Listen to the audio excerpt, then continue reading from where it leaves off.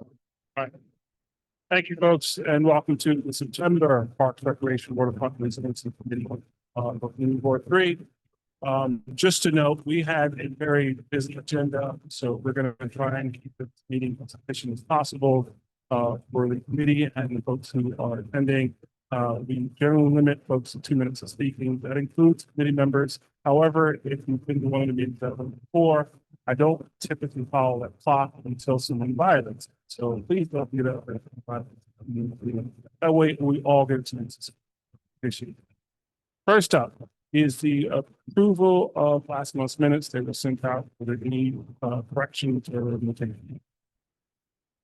Seeing none, we're going to go ahead and approve the minutes, and we're going to go on to roll call for.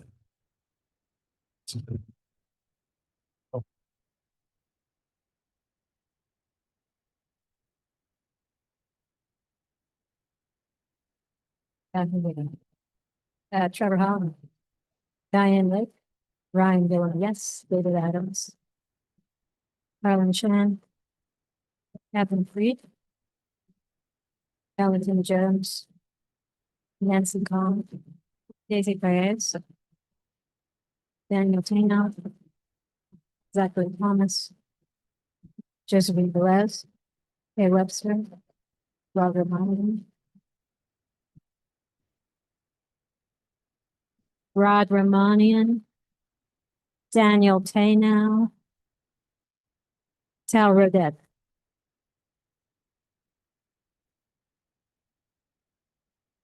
All right, thank you. Just a reminder that this meeting is being recorded on Zoom. So there are folks who are present online, but keep that in mind when you're speaking. I'll try and remember for everyone to use the mic, as this is a hybrid meeting, but just remember that everything is being recorded. First up, we have two speakers who are going to speak before the Parks Manager update. First is Darcel Kennedy. And Darcel, you have 3 minutes. Hello, thank you very much. Good evening, everyone.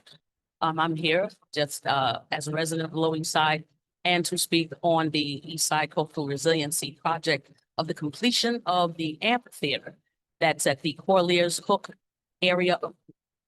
I know that there are a couple of openings going on and they're going to open up the Corlears Hook celebration. To make sure that Darcel, let me switch my to for a second. Oh, okay. Oh, is it? Oh, sorry. Make sure you. Okay, I just want to make sure, and I brought materials because I didn't know where maybe the community board was, but thank you.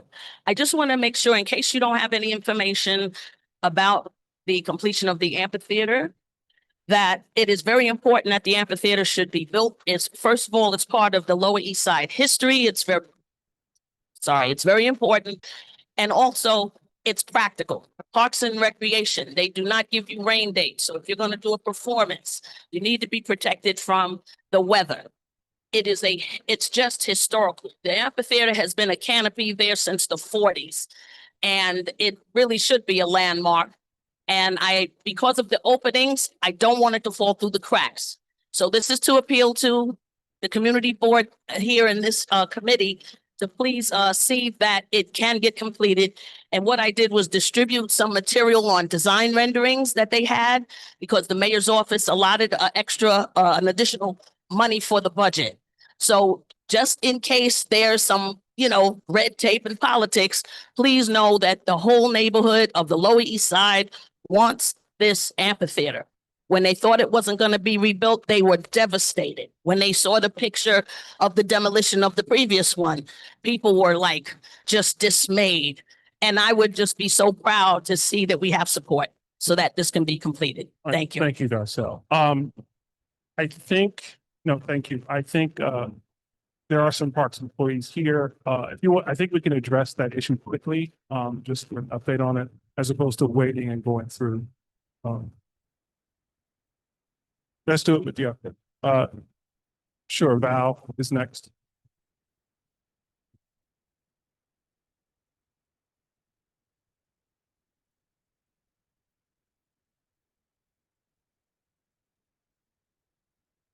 Better.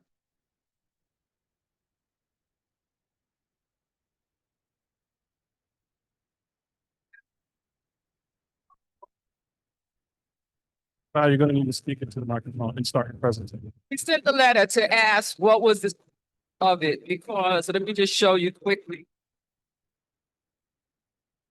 No, the amphitheater on this was. We can't hear you online. Oh, I'm sorry. This was some of the renderings that we have here. This was a presentation, April 27, 2022, and they talked about a canopy, because as a matter of fact, this structure. And this is what we got down here. And so when somebody said to me, it's done, I was like, what? This is just a round circle with the sun shining in with no canopy. So I'm like, what? And so that's why we wrote a letter to make sure whatever. So let me quickly, I got a letter today. I got a letter back from eCrafts. That's what I'm asking who. Thank you for your recent letter related to the East River Park Amphitheater canopy structure.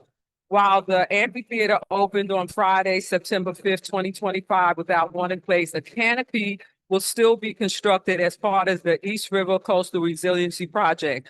The design remains consistent with what was presented to the community at the March 20th Public Design Commission meeting. And so what you see here is page 8, March 2023. And this is page 38 and 39, the end. And this is really, I'm assuming. If you want to wrap it up. Yeah, because it was.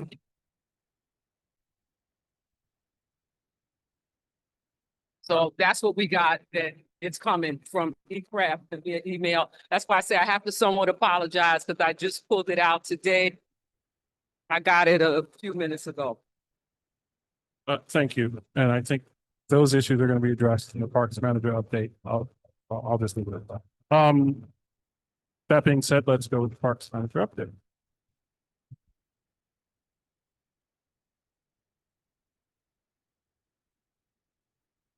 Thank you.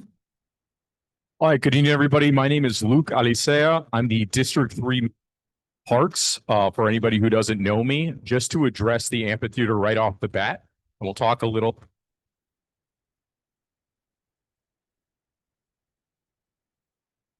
We got the new online setup, so we're still, I think, all getting used to that, right? But just to address the amphitheater itself, so as eCraft mentioned, the canopy is going up. There's always a balance when we open these parks between getting it open to the public as soon as possible and holding back to make sure it's the final product. So the decision was made to make sure that we have something that we don't hold up the accessibility for everybody to enjoy it, even though it's not perfect right now. But it will go back on a later date to finish that so that it is like as the images show with the backing area there.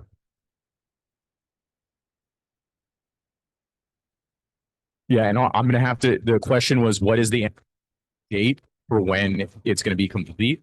Refer to DDC for that. And I'm not sure if they'll have those dates right now, but we at Parks are not going to rest until we have that canopy as well. Let's do this because I need to control the meeting. Let him finish the update and I'll get some of those questions in. But we need to get through this update. And I'll add, there's room for questions at the end. I also always stay here till the end. When I have a more robust conversation, I'll be here at the end of this meeting.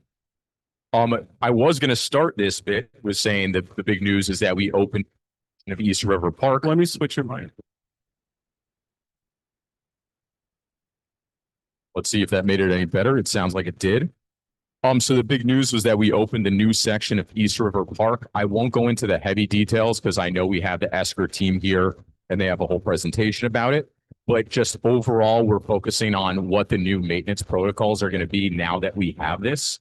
In some ways, there's a lot of daunting challenges with it, but it also makes our lives a little easier because we no longer have the island up north, which had some challenges to manage, to supervise when you have different groups of people. So I'm hoping that this kind of streamlines our operation. One of the other good things is we are getting a dedicated gardener who will be just focused on Pier 42 and East River Park. There's so much horticulture there. And while we look forward to working with all the volunteers, Diane, thank you. Christina, if you're online, thank you, et cetera. But we also need to make sure that we can control it with Parks internal staff. And so I'm happy that we're able to add that employee who's going to make a big difference. And then also, there's going to be new challenges. So I ask that everybody just bears with me.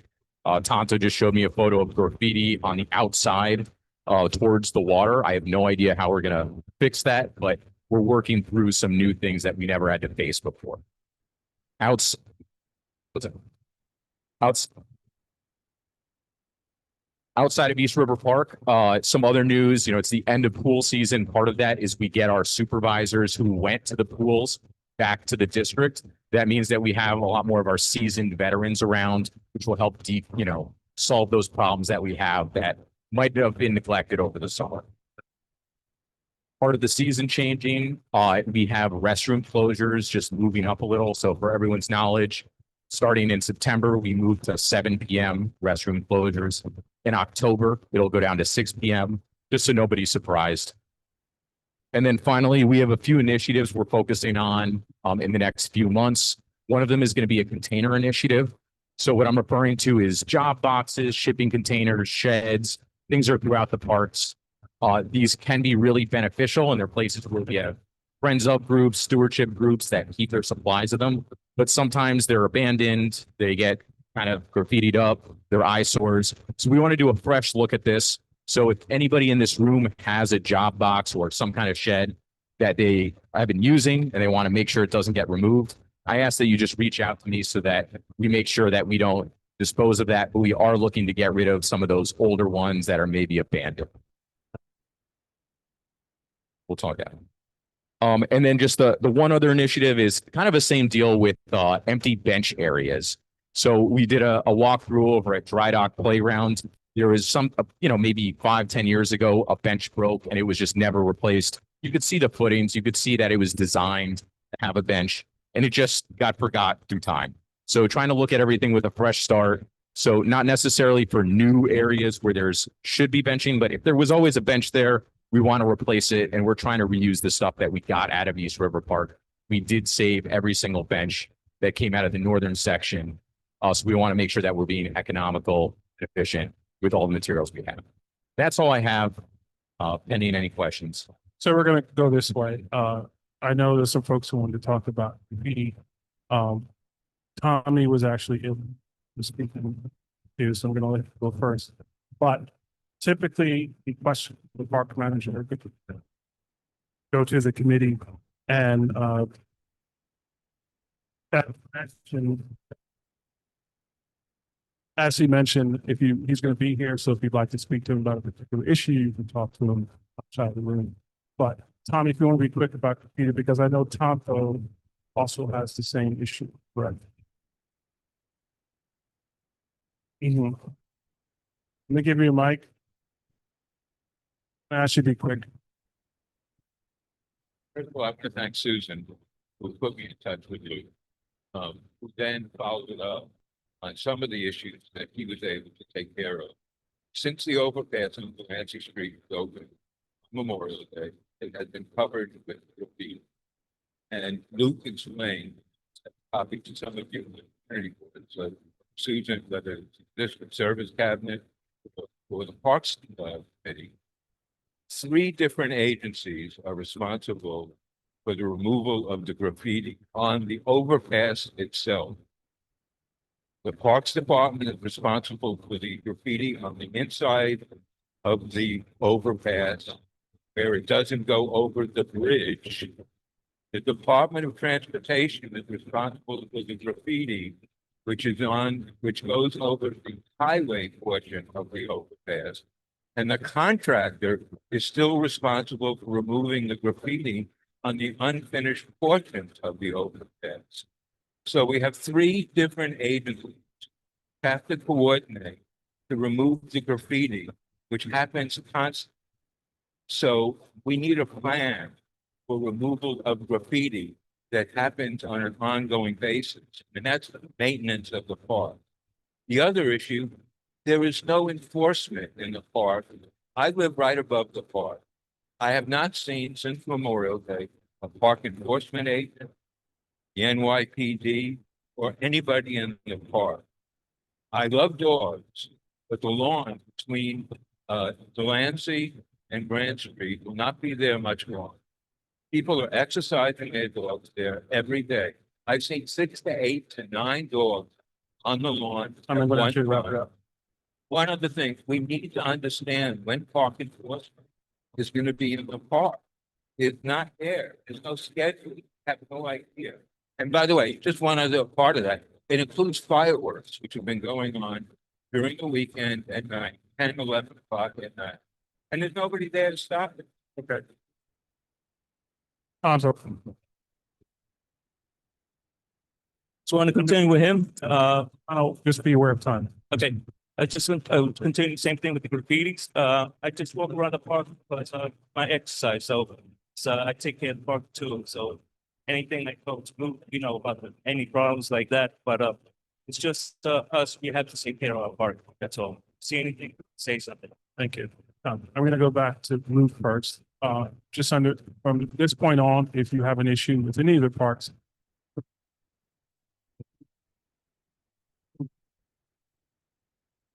It's not. As Luke mentioned, he's able to talk to you. So from this point of committee discussions, regarding the parks. So first up is, I need a raise of hand who has questions. Just 4. I'll go with Val first. Yesterday, I thought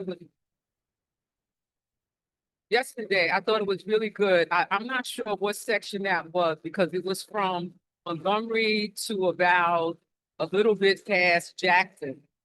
Is that Pier 42 Park? But anyway, they had a whole group of people from parks, people from some volunteer group that was because I went out there. I mean, they had bags and bags and bags of meat. And so I thought that was really, really a good team effort to do that. And I don't know how often you're going to do it, but I thought that was a good team effort of parks. And I think it was 2 volunteer groups. So hopefully you're going to do that too. Yeah, what we did, and I'm interested in doing it more because it was good, is we had our borough horticulture team work in conjunction with Port Authority, who had a volunteer group. But that volunteer group could be any kind of group. But we had a big group of unskilled but hardworking people that we worked in conjunction with knowledgeable gardeners. So we were able to do really good work at Pier 42. And just to go back to the graffiti, thank you, Tommy and Tonto. For staying on top of me for that. I'll say what I've said before, even if it's not parks jurisdiction per se, I'm responsible for anything that happens or fails to happen in the park, right? So we're going to do our best to advocate for it, even if it's not something that we're going to directly pressure wash, because there are some technical challenges to, for example, cleaning it off the side of the bridge, but we'll continue to advocate even if it's not directly our purview. Okay. If you just quickly PEP issue and the lawn, well, that would. Yeah, I think part of the challenge we've had, before this new opening has been that islands of parks. We did do a walkthrough with PEP during the opening, and we've been assured that we're going to modify the patrol routes and schedules based on that. I do need to work with PEP on, what does that exact schedule mean? But we understand it's a problem. I hate to see the urine spots all over the lawn as well. I really want that lawn to make it. So I share the passion. We don't want it to become, a dirt bowl. So. Thank you, Daisy. And Daisy, I started off the meeting, we have 9 agenda items, so we're trying to be very quick. My concern is only the large amounts that are being generated at this point. I get a lot of complaints of the garbage, the loud music, all hours. So I was just concerned how is the parks department going to start monitoring this and supervising this? Because if we let it just be ignored, it's just going to escalate worse. Because it's a beautiful big space and everybody's coming, I don't know if they have permits for these large gatherings, they don't, so that's.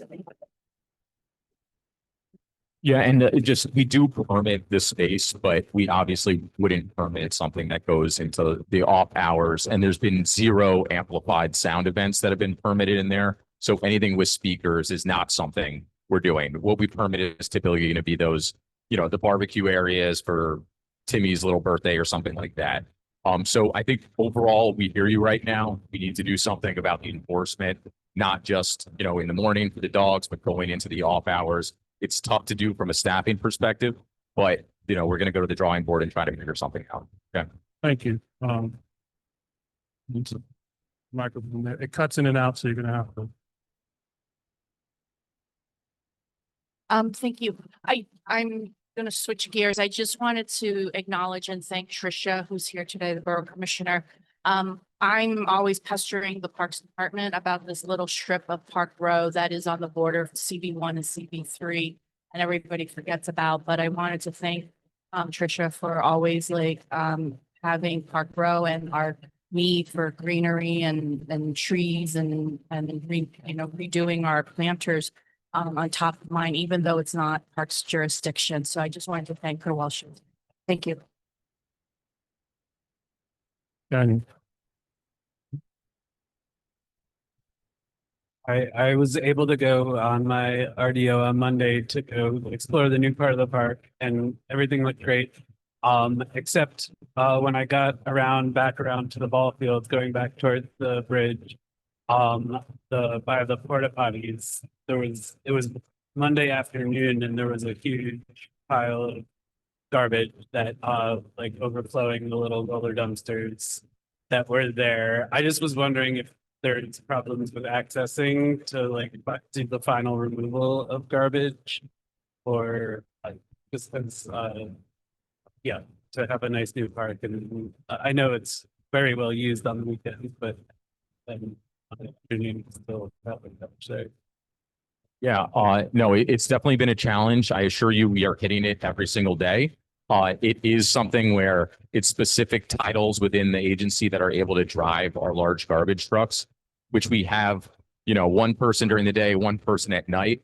But sometimes there's windows where it got slammed overnight, and then the day shift person was sick or something, and then we didn't hit it to the night. But there's no access issues. It's just the volume of trash.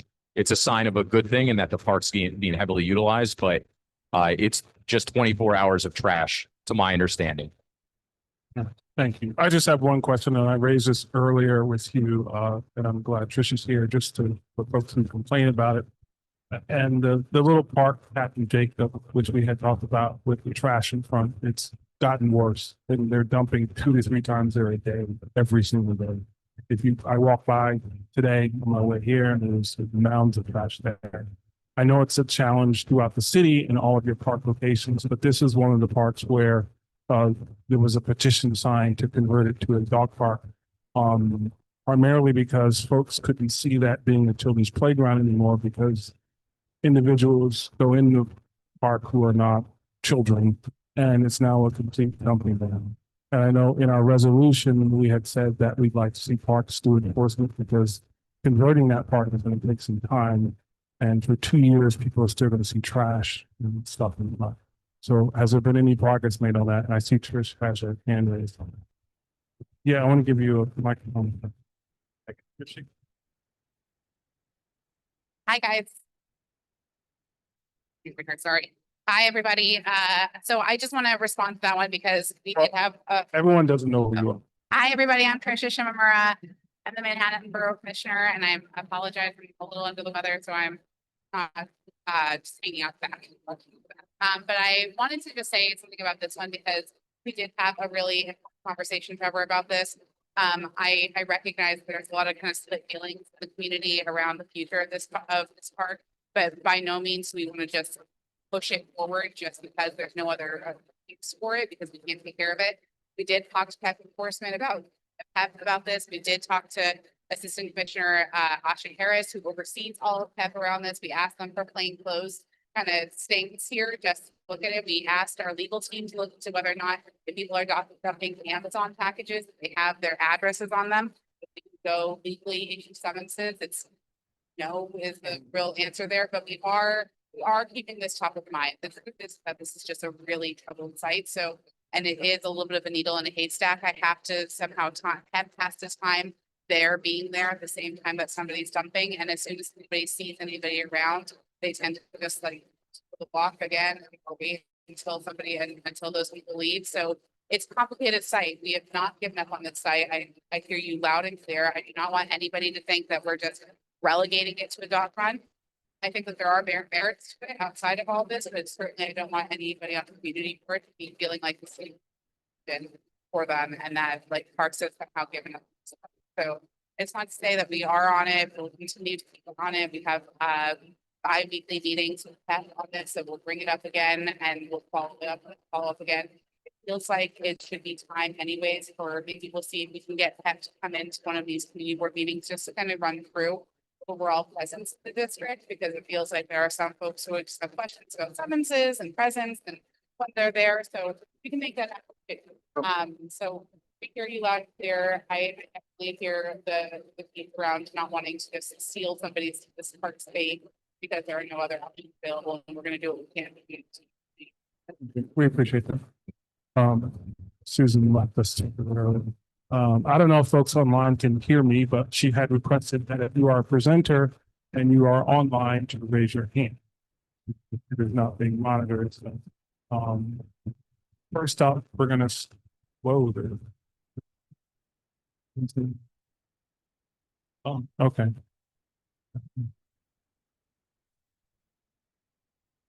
So first up, we're gonna go with the presentation from goes on the Baruch Bathhouse Community Use Survey.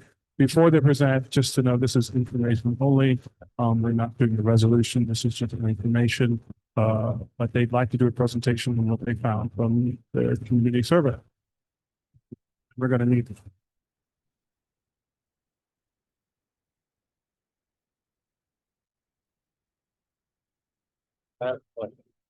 regarding. Okay. Before you present, there's questions. This is why I asked for a raise of hands for the Parks Manager update. Just go ahead. And I'm gonna assume that's it, correct? Yeah, I just wanted to try to get more information. Steve Simon came here about a year ago to present upgrades to Columbus Park over $10 million give back to the city.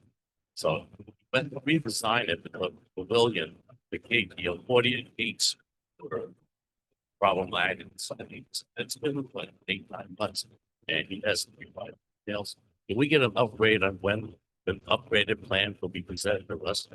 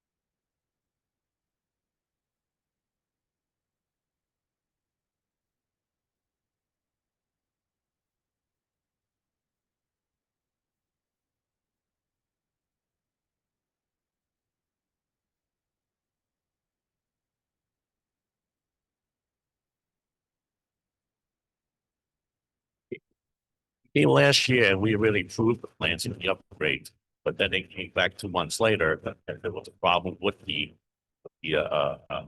roll down gates that they originally signed. So he changed it to the 20 type of gates, and he actually sent me the concept of it, which is waiting for him to come back 7 months, 8 months.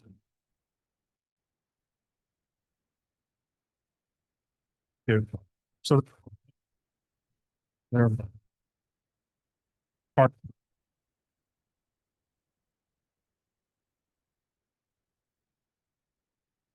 All right, so next up, and Susan, I asked for everyone to raise their hand. So, I think someone already allowed. No, she already took care of it.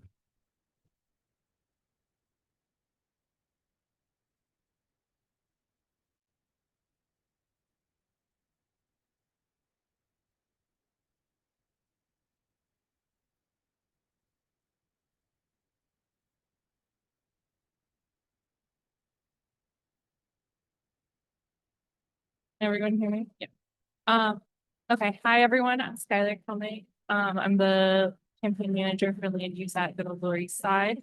And I can hear. I'm Tara Duvier. I'm senior planner at Pratt Center for Community Development. Paula Crespo, also from the Pratt Center. So yeah, we'll be presenting today on a survey that we conducted this past spring. Perfect. So, we are part of the White House. They're asking if you could speak louder. Yes. Can you hear me now? Yeah. Okay. A little clearer. There we go. Could you quickly reintroduce your team since you're all from the same? Yeah. Apologies. Skylar Cummings. Work with Good Old Lower East Side. I'm the campaign manager for land use. Yeah. I'm from Pratt Center for Community Development. I'm also from the Pratt Center. Okay. So, so we created the White House Working Group, which first convened in June 2024. So the kind of previous cycle of parks issuing the RFP that had resulted in the proposal for the ice rink for the Baruch bathhouse, or also known as the White House. So it's been, as I'm sure many people know, it has been vacant, dormant for 50 years. The walls are, decaying. The windows are all boarded up.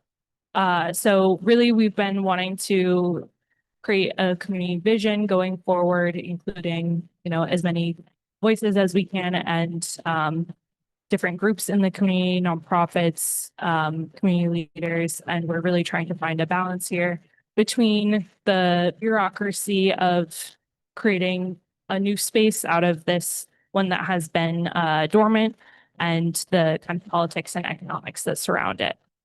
So this is a list of the groups that are part of the working group at the moment. So we have the group TA, of course, goals. So we kind of spearheaded putting everyone together, but it has been, let's say, a very democratic process. We're all kind of trying to figure this out as we go.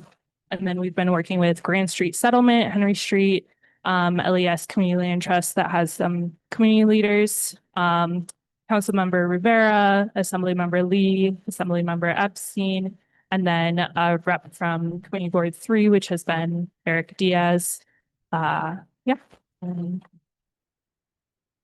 So in spring 2025, so earlier this year, the White House Working Group, we conducted a survey to get a fundamental understanding of what the community would like to see on the site.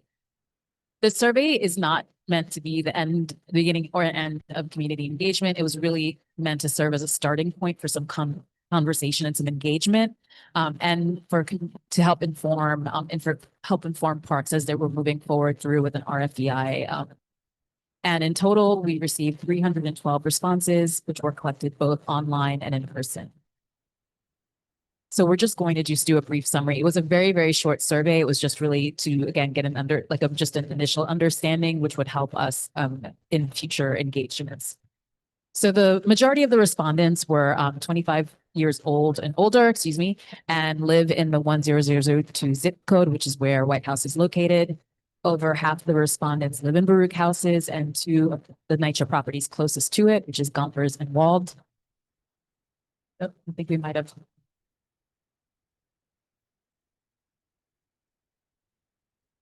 I think it's still sharing, but so, okay. All right, so this is just a breakdown of the age groups.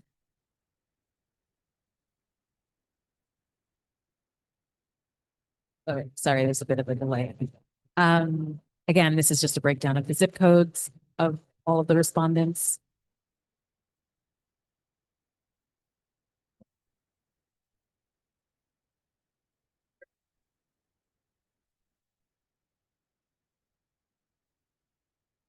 And so sorry, it's a little bit of a delay. So going back to the zip code slide, yeah, it's a delay. So again, this is where the breakdown of the responses that we heard from the survey in relation to the site.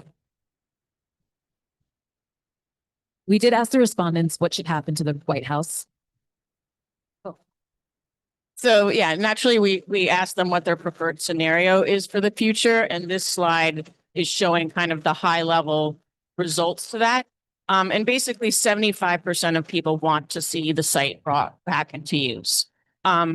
More than half of the respondents want to see the building, the roof, bathhouse preserved, but for a new use. Only 13% want to see the site demolished and replaced just with open space. So the next slide is, it's the same question, but it's the fuller, a little more detailed breakdown about what people want. So again, a little over half want to keep the building, but rehabilitate it into something new for a new use. Almost 20% want the building demolished, and then redeveloped into something new. About 13% want, as I mentioned earlier, want to demolish the building and just turn the site into open space. And a little over 10% answered with other or no changes if the site should remain unused. And this slide is meant to depict a lot of the kind of recurring and overarching themes we heard with respect to the types of programs and services that people would want to see on a reimagined site. And we heard a lot about just wanting to prioritize community needs in a way that could be that community-based organizations could offer services for the community, and those services being free and accessible were a recurring theme that we heard. We had one question where people could write in responses of what they wanted to see as opposed to choosing from a list, and 40% of those write-in responses were about youth-oriented programming.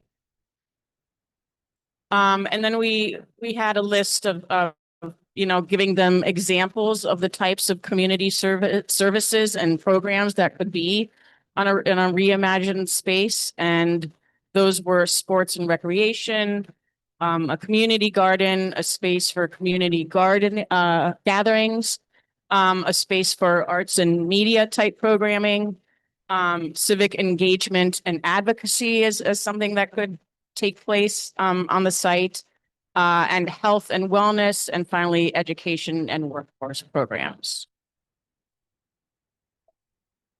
Yeah, so at this point, post this kind of first introduction survey that we conducted, we are really trying to figure out how to balance our community's needs. So at the moment, the type of model that Parks has is concessions for this site, which was not exactly clear to us. We didn't realize that was kind of the only proposals that Parks was opening up to. And, we recognize that rec centers and these kind of public-private models are used when, there's not easily accessible money. So we understand that kind of issue, and that construction would likely cost, millions of dollars. So right now we're trying to figure out what next steps look like, and we are wanting to continue the community engagement and, have the community support and engaging around this, whether it's through kind of focus sessions, breakout groups, town hall style, where we're trying to figure out what that looks like. And throughout this process, we've been very communicative with Parks, and we are, trying to undertake all of this together. And so going forward, we really want to create a clear outline of what the community's needs are, and, whether that is a concession site that's best for the community, we want to, continue that engagement process.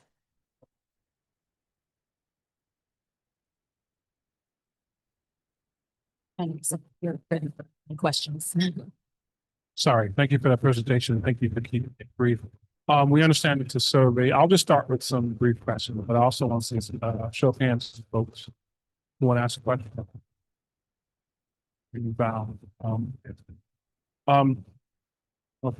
So you mentioned balancing community needs. I mean, what we've seen from the Parks presentation is at least 30 to 40 million, and these are old numbers just to demolish the building. So when you were given this survey, were people aware of the costs to do anything with this? No, I mean, this was a very short survey. Our intent always has been to do a broader engagement where we can discuss these types of issues and challenges. but when we were doing the survey, there was any additional information provided or additional context provided with regard to the cost to each other. And as chairman, defer my the folks who want to ask other questions. So you haven't spoken to. Thank you for being here and conducting this survey. You mentioned that 70% of respondents want the site brought back into use, but also 40% want youth-oriented programming. Like, what exactly would that look like? I would expect it. Oh, youth-oriented programming, maybe make sense to the space and like do the new things, et cetera. Like, were there some ideas what that could look like giving structure and having youth programming? Yeah, so I think part of the survey was just kind of, do you know what the bathhouse is? And so we didn't include kind of educational information around any sort of estimates on construction. As far as the bathhouse goes, I know many folks in the community are aware of this, but it was they did have youth programming before it became unusable. And so that, you know, it was, you know, a building with a pool. They had, I believe, like homework help and those sorts of things. And so, you know, the survey was quite short. So we had that kind of write-in and an area where you could suggest the sort of things you might want. And so, yeah, I think a lot of the kind of youth-oriented programming was after school programming, community spaces, sports. There was a list on one of the slides that had some of those things. So space for community gatherings, that sort of thing. But yeah, does that answer your question? Thank you. Hi. I also noticed the part about the youth programming, because in many of the previous conversations we've had about the future of this space, there's been a strong emphasis on facilities and programming for seniors. And that was one of the objections to some of the previous plans that were presented, that they didn't really accommodate the needs of seniors. So just curious how much feedback you got about seniors when you were doing this survey. Yeah, absolutely. So as far as, you know, that was a piece of the write-in, and you know, we know that this is kind of a starting point in the survey. It was not super extensive, and you know, we would have the part of the reason we want to continue this community engagement process is to really make sure that we're hearing more from folks. You know, we were doing outreach in the community, but of course that we weren't able to reach everyone. So as far as that goes, yeah, I mean, here's the list. Yeah, and I'm just looking through, we have the actual, like, all of it, and there are some responses, there aren't many that indicate that they wanted less senior use, but I think largely, again, from our small sample, a lot of the responses were related to youth, but again, we want to continue this engagement because we know that there's just more that we need to learn. Yeah. Okay. That about Harlan. No, we're gonna go to Kate first. Remember? Kate first, and then we're gonna pass the mic down. Thank you. Pratt does good work. So now that you know the real problem is there's no money. It would be useful to go back and see what, I mean, I feel like there's this disconnect between parks and this is vital to understand what people want and need. And then what are the actual realities on the ground in terms of what money is available and or how would this happen? Because people with money have not tended to want to be entirely altruistic and donate things. With this survey, and Sky touched on this in one of the slides, in our conversations with parks, it's been really great working with parks on this. We there was a clear idea that I think from our perspective that there would be both, something that is revenue generating that can provide services to the community. That's not quite how things work in terms of when you're doing a concessions RFP. I mean, you can negotiate those things, but it's not necessarily with the intent of having both. And what we would like to see with this, with our engagement, is to try to figure out what we can do to incorporate both. We understand that, of course, everything it costs money, needs money to run, but is there a way, whether it be in the outreach, whether it be in, talking with community members, figuring out, ideating on what could we possibly see on the site that might be attractive for some sort of private-public partnership, or if it's something that overwhelmingly the community would like to see over time. It may take some time, but maybe there is a potential parts or new budgets, but that in the future could be a site that is more traditional recreation center. Sorry, just the follow-up is, but maybe this is parks, is that building reclaimable? Period. To my understanding, it's not easily reclaimable, but I think we'll have to get back to you with our team that manages it specifically. Just being like expecting your timeline, it really is worth a longer conversation. The long story short, though, is that because this building is 50 years old, because it has mature trees growing out of the roof, you can see we can't even go into the building itself because of fear of demolition, which we have other buildings in our portfolio that are unfortunately up for demolition that are not as bad as this building. So I don't have enough information at this moment to definitively say we would never demolish something unless it was an emergency situation without a capital plan in mind.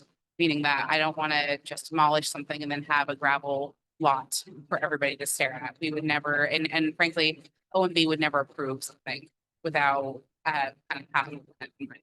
But it's worth a longer conversation, and happy to look into our last kind of building report on this. But there's a reason why it's cordoned off. It's a serious law hazard. Thank you. Wow. Right, gonna use his mic. I guess my issue is somewhat the fact that people don't want it to. And one of the issues with that is that that's a very old building. And I would imagine, because I know some other buildings that went through this, that whatever price the construction company tells you become a different price when they break in a wall to do the piping and they find some asbestos in there, they do change water stop. I forgot what they do. They do something where they get to charge you whatever. Let me just say that they get to charge you more than whatever they indicated when they started, because now they have found asbestos or something else that had to be melted.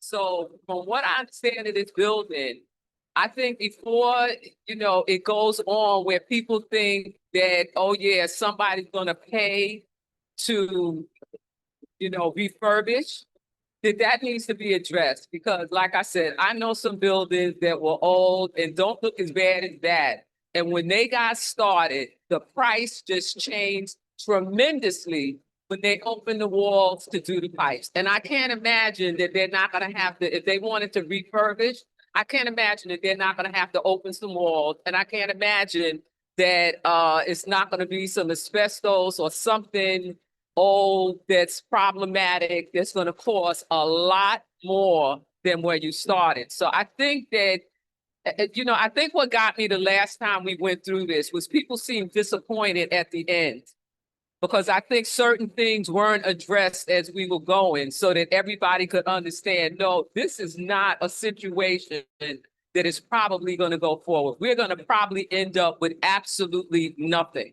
And so I think that to be responsible, I think that those kind of things need to be talked about, because the construction industry, from my understanding, has it where they regularly do these change orders or stop orders or whatever they are, and then they change the cost because they found something in the wall because the building is old. So I think before you go forward, I think these kind of things Wow, I know. need to be explained. All right, so we're gonna go, I'm just gonna move on. Okay, well, let them respond, because they got. Yeah, like- I'm gonna let them respond, but you're repeating yourself, so I wanna make sure they. I mean, with the response to that, this is just a very small sample of a survey response. This is not anything decision making. What we would like to do is have these conversations and talk about context, talk about what the challenges are in keeping a building. But, this is a very initial conversation with a very small sample size. And I mean, that's just what we learned from the survey. Okay, my question is, I see here it says in total 312 responses were collected both online and in person. If you know Baruch housing, there's thousands of people in there. That we're not even talking about outside, inside the community. My question to you is that very low number. My question to you, are you considering at least to try to do more outreach to get a better number? Because 312 people do not represent the huge amount of people that live in that area. I'm very concerned about that. Yeah, absolutely. I appreciate that question.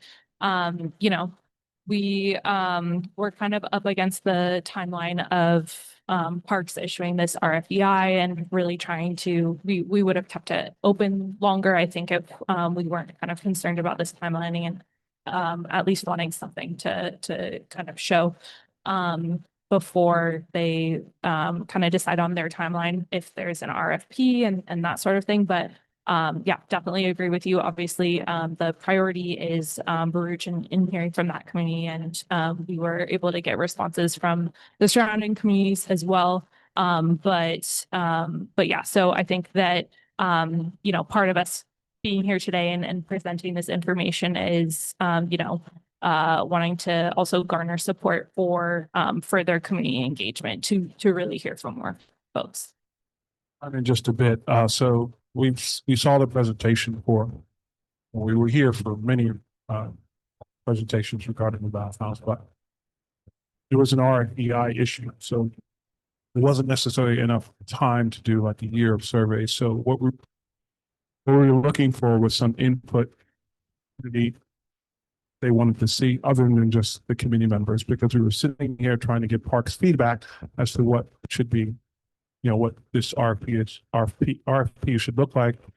And we were by the committee and a few folks who were in the audience. So they did a survey. We're going to use that survey knowledge, and we also give some of that, Parks is also going to see this so that when, or if the RFP is issued, and we're going to update in a few minutes, that they have some guidance as to how to move forward. Yeah, but Trevor, that's still a low number. No, I agree. And I'm just, you know, hoping that maybe you might take it into consideration to reach out to more people. Yeah, and as we mentioned in the presentation, we don't, I don't know if we necessarily want to do more surveys. We definitely want to have an actual community engagement. We want to get people in the room to actually talk about this. So this, again, this was just for us to be able to provide some information for parks based off their timeline. But our intent when we created this group last year was always with the intention of having a broader engagement and trying to reach as many people as possible. Okay. Thank you. Let's go to. Okay. Can I go? Oh, I'm sorry, go ahead. Is there a mic down there?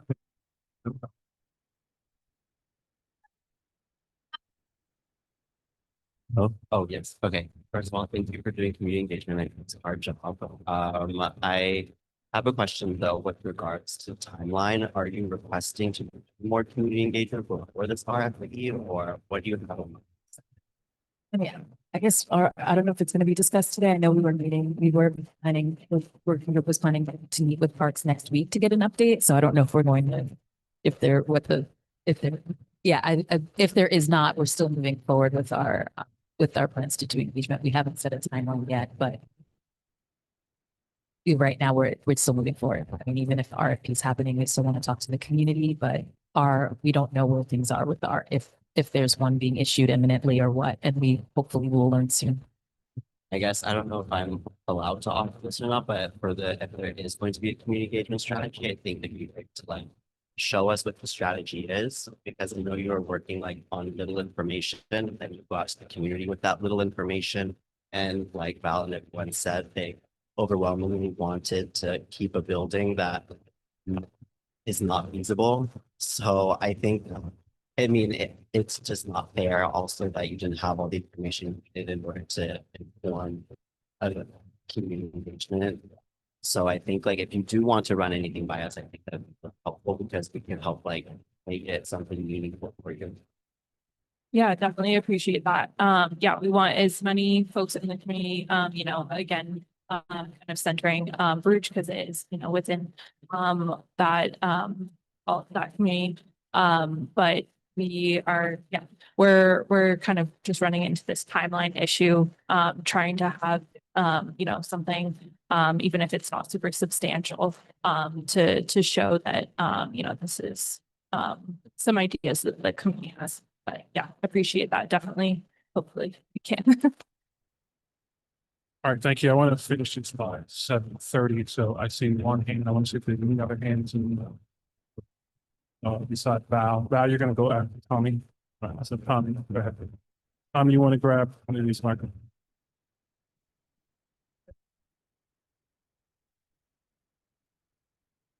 I have a couple of questions, but first of all, I just agree with Daisy. Third. You're asking them vision on forward with the community book. It was sequential to this community and not based on that. Secondly, who asked for this study? I've lived in this community now for 50 years. I've seen almost 50 plans for this bathhouse. There's been study after study. If you went back to the community board file cabinet or looked at other studies, we wouldn't need this. I would like to know who asked for this study, who's paying for this study, and how much is it costing? Yeah, appreciate your question. So, just want to start first of all with, you know, the amount of surveys. I definitely hear what you all are saying, and we agree. We don't think that it's substantial enough to make decisions based off. We are not suggesting that. We're suggesting it's a starting point, and really, you know, part of the reason we're coming to the community board is to hear from more folks and get support in this community engagement process. I want to make sure I'm remembering all your questions. So, yeah. I work at good old Lower East Side. We're a nonprofit, you know. And so we, when we heard about the previous kind of RFI, RFP cycle related to the ice rink, when that process was happening, we said that, you know, we think that some of the organizations, the electeds, and you know, the residents at Baruch really need to be able to have meaningful input, and you know, so this is our attempt at that. And you know, it's definitely not a perfect process, but you know, we want to center the community voices who live within that complex. But we're gonna it, but why? Because it's, Tommy, let me explain something. This is a nonprofit who did their own work. Did this thing. I understand, but we have, yeah, that's the goal. It's just like any other. Why? This is a nonprofit. It's a private place. We will weigh their advice and survey like we do everyone else who's speaking, and we will. It's their own money, and we're gonna end it right there. We're gonna end it. We're gonna end it right there. Right there. We're gonna. Committee members. No. Yes. I could go on and on, but I'm not, because I really wanted this at 7:30. So Val, now you have 47 seconds. Thank you, Tommy.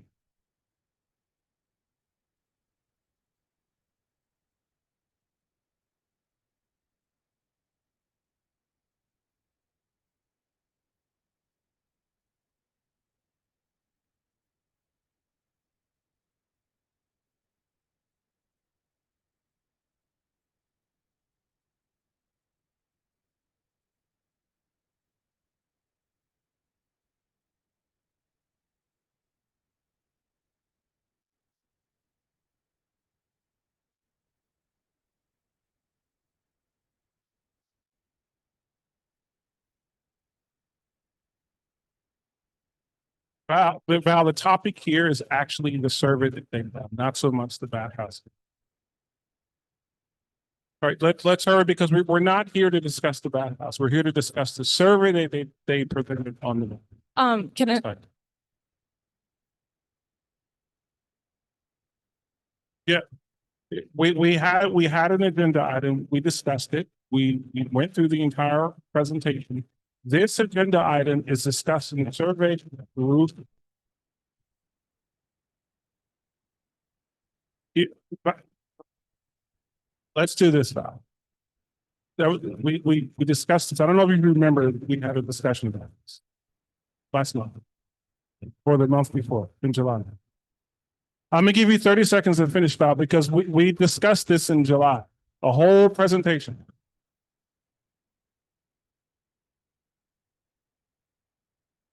Amphitheater?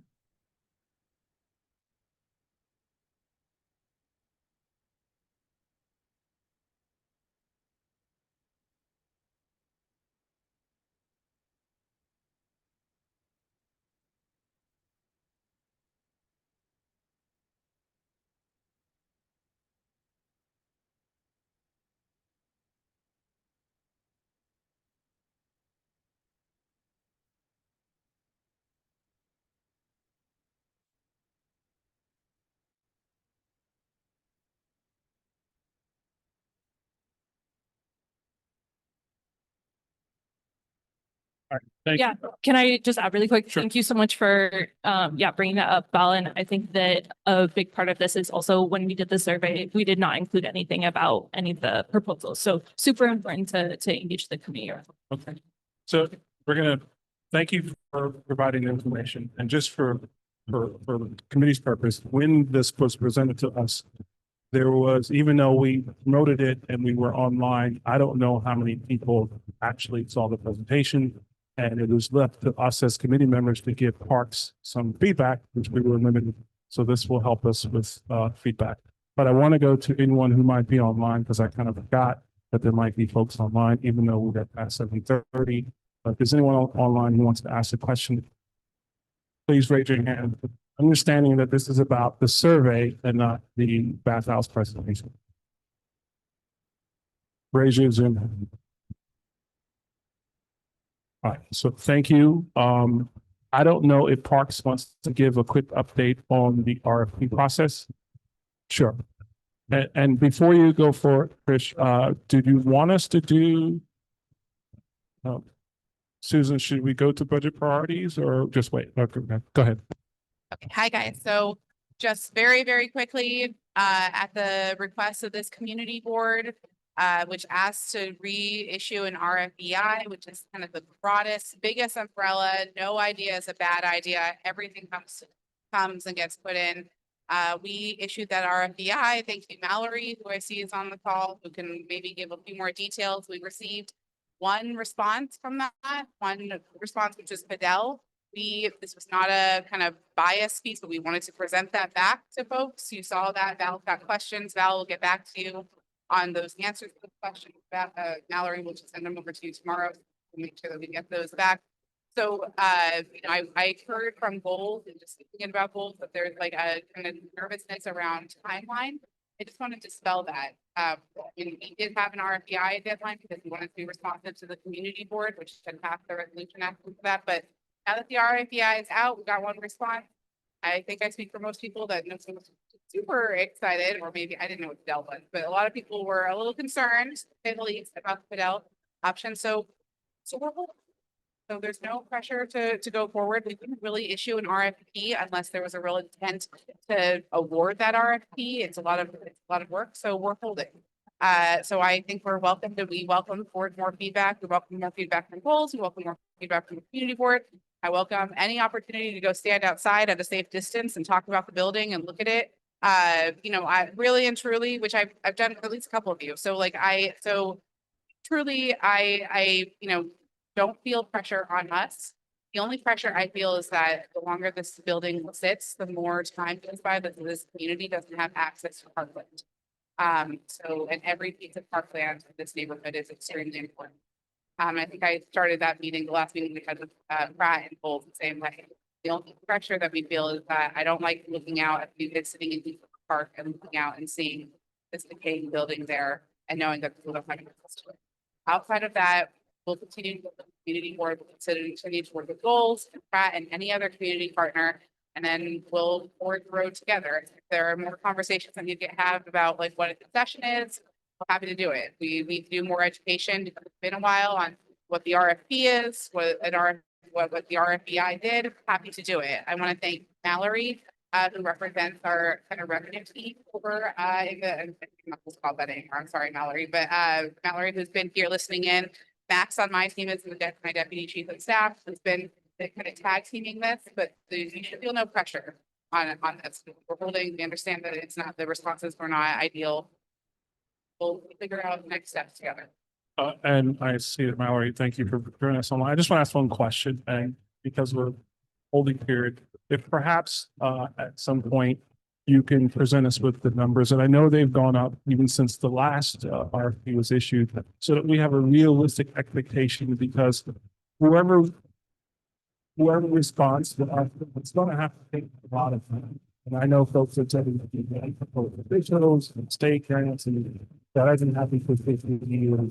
Same thing. Possibility, but we need to be realistic about the cost and what can be done here. So if we can get the update in the head shoulder, we can all do that. Trevor, Max, Christine. Good to see you. Okay. The number we gave you was for a capital estimate to take down the building. If we do an RFP, they will not be paying capital dollars. So that's a completely separate number that we don't know the number yet, because it's up to the people that actually and the contractor they hire. So only use that number in the context of the city's taking that building down with the Parks Department. Can you just get someone in there that can tell us if the building is viable? So that just changes everything. If it depends on viable means.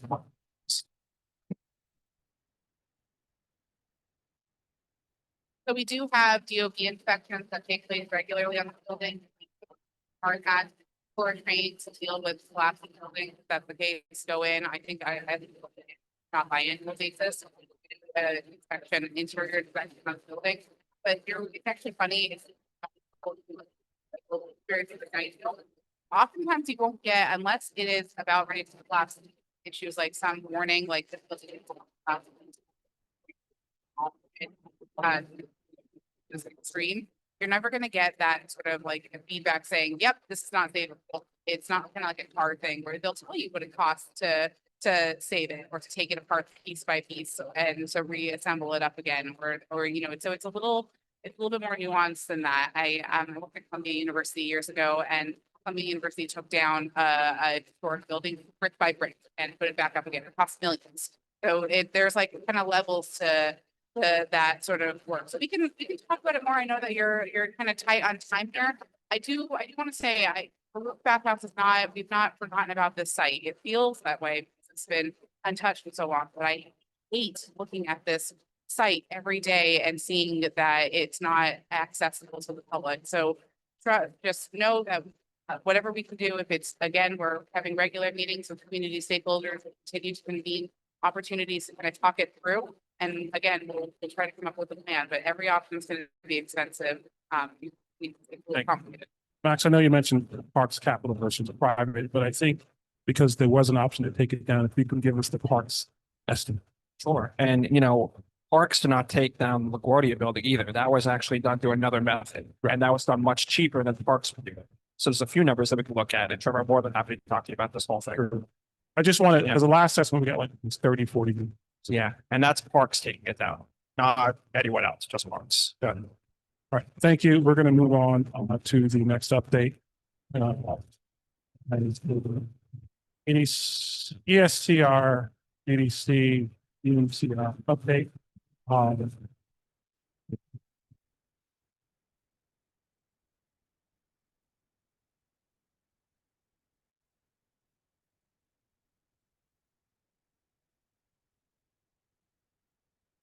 Oh, before we do that, sorry, before we do that, I know Trish, the Parks Commissioner, is here. I wanted to give her an opportunity. I'm looking at number 5.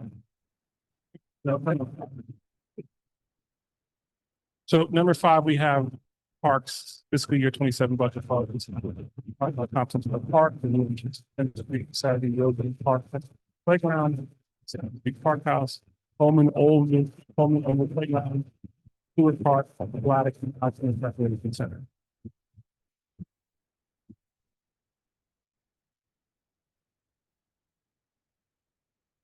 So hi again. So just as is our regular way of doing things, Steve Simon, myself, I think Max is there, we meet with Susan and Trevor and others to kind of talk through what this community board's budget priorities are.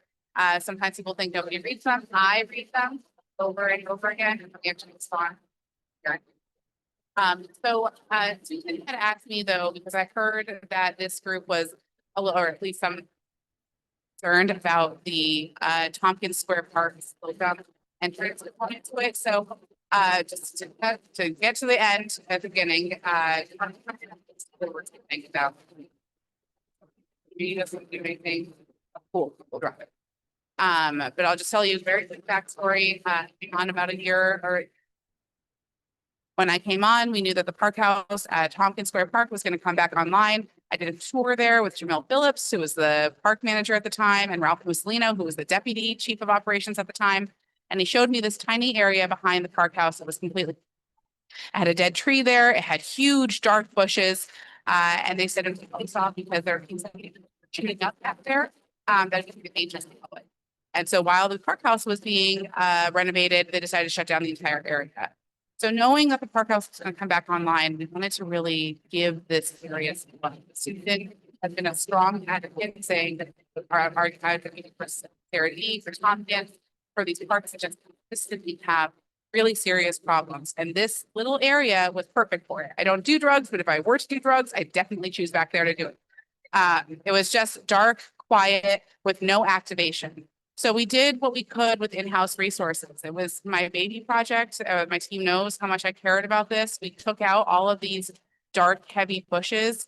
We got rid of a dead tree that was going to fall on people. We put down some sod. We used our pool paint colors to actually paint painted games in the center. We stole benches from other parks. Don't tell them that. Had our carpenters make new picnic tables. And then we asked Carlina Rivera to give us $10,000 to buy new ping pong tables to activate that space. I bought ping pong sets myself, and if the secret is that if you go to the park house and find Luke there, they'll give you a ping pong paddles and balls to go play if you don't bring your own. I didn't, well, secret. Go there today. I stop by probably every 6 weeks. It's completely transformed. It's beautiful. It's got kind of like a Bryant Park kind of feeling to it. People are sitting back there. They're eating. Grandparents with their children, with their babies sitting on their laps. It is a really beautiful space.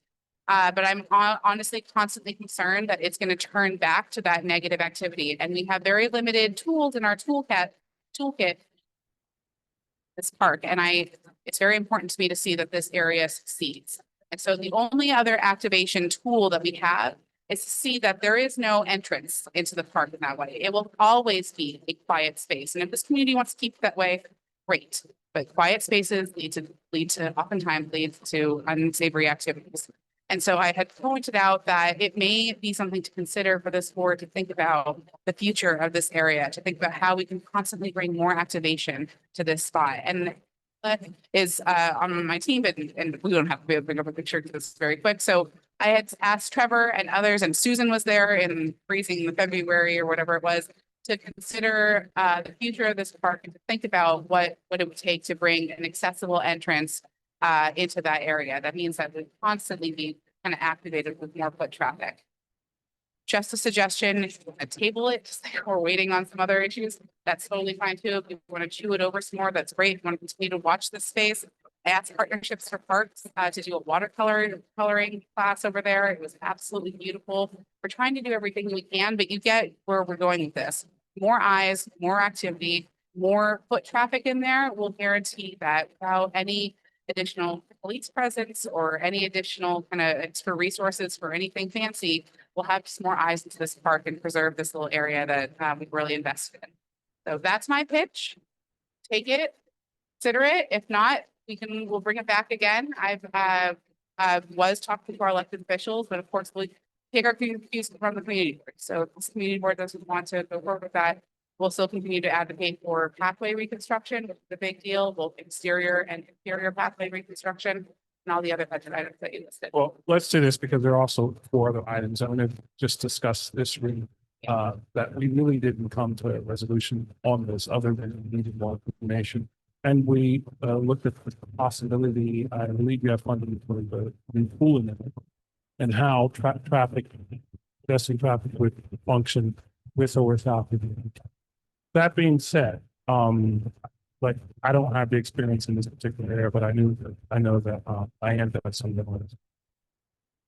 Thank you. So yes, the feedback from the community has been very concerned. Understanding that, yes, any quiet space, it opens the door for, unwanted activity. But having quiet space also opens the door for wanted activity. And the work that you've done there is great. Spaces well used. I live directly across the street from there, so I see it every day and every night, and it's been doing great. As Trevor mentioned, we know that there's work coming in the pool, and I just want to kind of quote from the governor's statement. Removing the existing above ground community pool, replacing it with an in-ground pool, doubling the current capacity. Replacing the filtration system, expanding pool decks, replace the perimeter fencing and gates, and add outdoor showers and a new lifeguard chair. There is no way that all of that is going to fit into the footprint of the community pool. So our feeling in the community and, on that lot and the neighbors who use that space is that there are bigger changes to the north end of the park. And rather than make an isolated change to create an accessible entrance, any of this is designed, it would be better to consider the whole situation holistically. Because unless I'm not understanding, I don't see any way that all of these magical things are going to happen in that little bitty space that is occupied by the current pool. Yeah. And so we would strongly prefer not to have any more one-off changes made to the North Tompkins, but rather to consider this together with the Parks Department and understand how that space is best going to be used once we start designing this area. That's very fair. There are sorry, there is this other project, big pool project, which is difficult because we don't have even stepped into the design yet. So where it's going to go and how it's going to be oriented, all of those questions, which are extremely legitimate, are just things that I don't have the answers to yet. So, happy again to take it back. We'll take our cues from the, okay, hello. And then,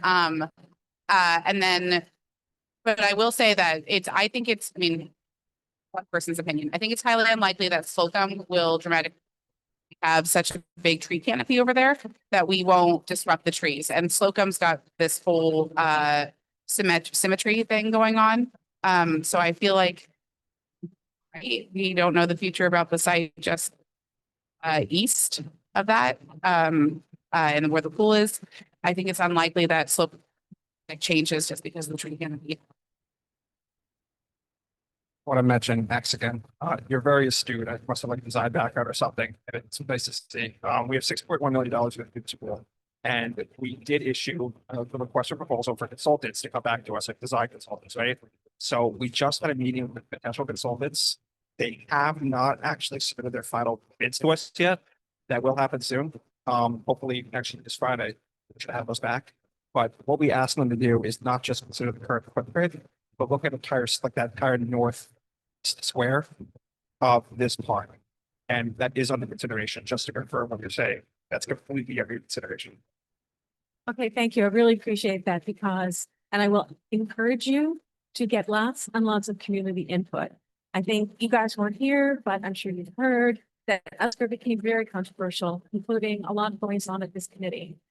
Because the plan that is currently being executed was kind of proposed by the city and was not based on community feedback. Tompkins is beloved, and obviously we want to keep it really healthy, both as a green space. We don't want people, shooting up there. I know what you're talking about. I've lived there for a long time, and I've seen the problems that you're talking about. But we do want to make sure that when change comes, because it is coming, that's a partnership between the community and the Parks Department and the other agencies, and not something that is imposed on the community because, as you said, the tree canopy and the shade that it provides is very precious, particularly now that our waterfront will be shaded for 5 to 10 years. So anything that we can do to, be holistic about it and to minimize those disruptions is, I think, what everybody would like to see. we'll definitely be back to you. And you know us, you can always reach out to us with any questions. All right, thank you. So we have Sarah Dean, Roosevelt, Esther Street Playground, Stanton Street Park House. I don't know if you have an update. on that. So, I mean, I'm of the opinion that Sarah D needs as much money as we can possibly wrangle out of every single official from here. Sarah D needs more money, Hester Street needs more money. That's just the reality of the situation. The storehouse, which I know everybody in this room, particularly probably in this building, has a lot of interest in, is still 2 years away at minimum. I think that we're still looking at 2027. So while we definitely hear and receive all the community's interest in seeing this go to community use, we're just not there yet. The building is bad, not as bad as Berkeley, but it's bad. Every time essentially it rains more than 10 minutes, you see raw sewage coming up out of the basement. So, so we definitely hear it, continue to hear it. Your advocates are very strong. We're just continuing to try to trudge through our own design process for our storehouse on Randall's Island. I think that to Carlin's question before, I think that we've gone through design and we're now in procurement for the storehouse. Yes, I know, but your same question of procurement versus design. But for this one, I think that we are finally into the procurement phase and we'll just continue. And as we get closer towards actually vacating and actually making firm plans for what the next phase of this building looks like, just know that we'll be back in touch around what the state of the building is and what's possible.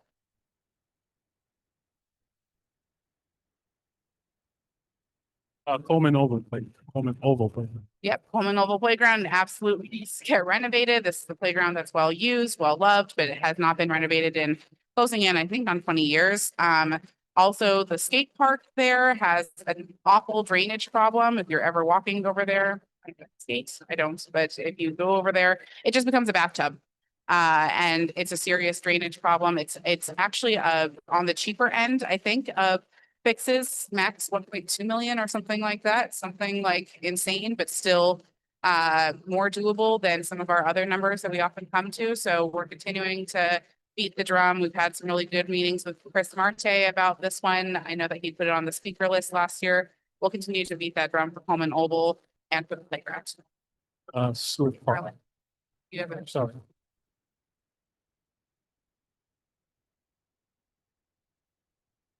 There's been a lot of drug use within the Coleman Skate Park.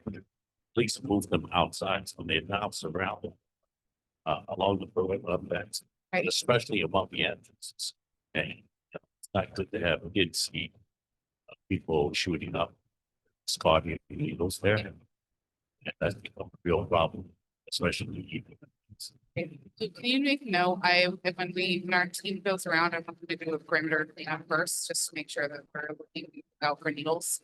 And then when we hit Coleman Oval, and then when we will also talk to Park Cat about their visits to the building.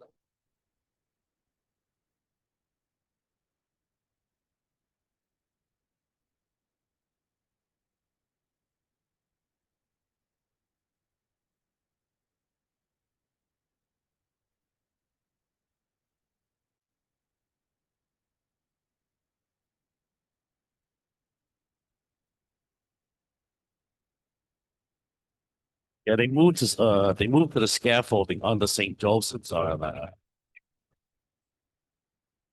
Monroe Street and Catherine. So it's like they're playing a shell game. Something has to be done, a more permanent solution, instead of just kicking from there to there and back and forth.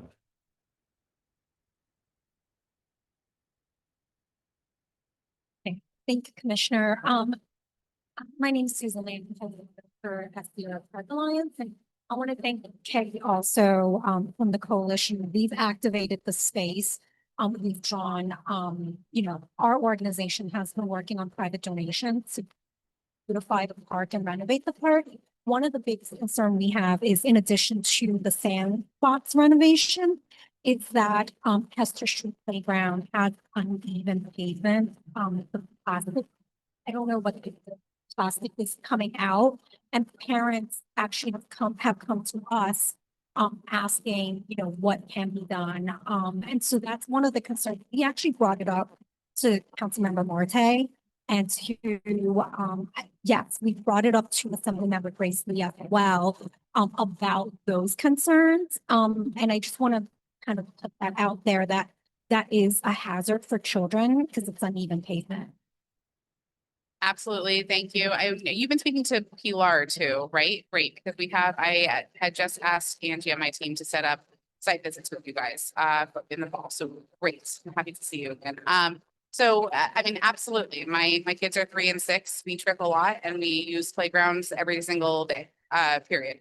So we know the dangers in uneven surfaces. I truly despise that sandbox over there. I don't understand it. I hate it. And we're supposed to be coming back to you all with some, per your community board's resolution, we're supposed to be coming back to you with some thought into like some alternative measures.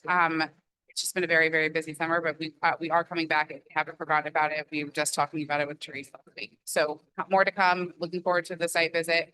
And absolutely, the problem is that we can't, even if you think this play equipment is in good shape and it's the safety surface that's really terrible, we generally don't replace one without replacing the other. You all know this a little bit just because it's so much to get to mobilize a capital construction project that if we're going to do the safety surface, we might as well create more inclusive, more accessible, and more age appropriate play equipment on top. We might as well, if we're going to be in there for everybody's lives, I want to touch as much as possible so that, you know, if it takes 2 decades for us to come back, that the community really has something that can last.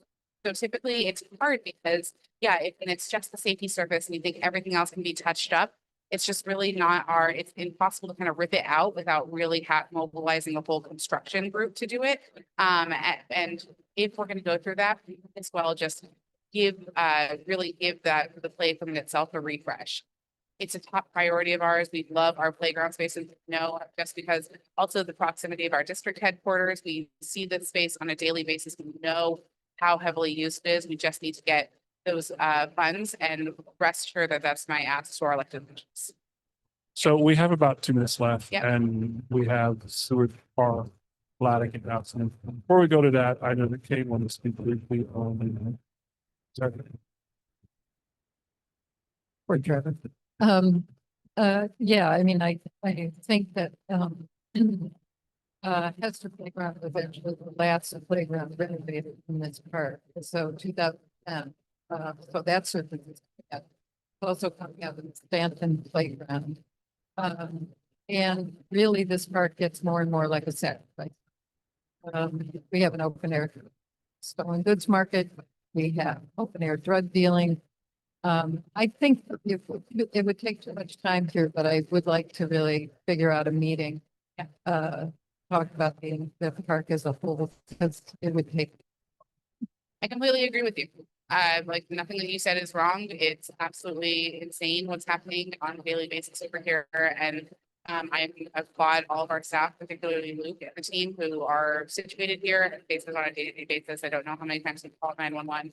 I don't know how many times that you called in emergency situations. We absolutely need investment everywhere. You've all heard me talk about it a lot. Let's talk about increasing lighting, increasing safety, trying to activate. Again, we have limited in our toolkit, but I'm happy to participate in the ongoing conversation. Just very quickly. Okay, you said 3, Seward, Vladeck, and Al Smith. Right. Okay. Seward, I think we mentioned the fountains there and we mentioned some playground in that space, small playground. Same thing there, well used, heavily used, even because of Jacob Joseph Smith, because that space is not very welcoming to kids. Often you can see kids who use that space all the time. Would love to see Seward. Absolutely agree with you. Seward needs to be invested in. I would love to see that playground redone. And the fountain. Vladeck is an interesting space because there's been long discussions, both with community board leadership as well as internally to the Parks Agency of how much of Vladeck is NYCHA's property and NYCHA's responsibility versus Parks responsibility. But we do get rated on it and we do clean Vladeck on a regular basis. And this is another one of those parks that is smack dab in the middle of dense public housing and has not been invested in 20 years. This is one where it's all about equity. It's all about creating spaces that people want to be in. So I urge you to consider Vladeck. And then finally, we don't talk enough about recreation. So do not forget about Al Smith. Oftentimes everybody comes and we represent the off side, but I will tell you that Our recreation facilities are incredibly important, none more so than Al Smith, which is again situated right in NYCHA property.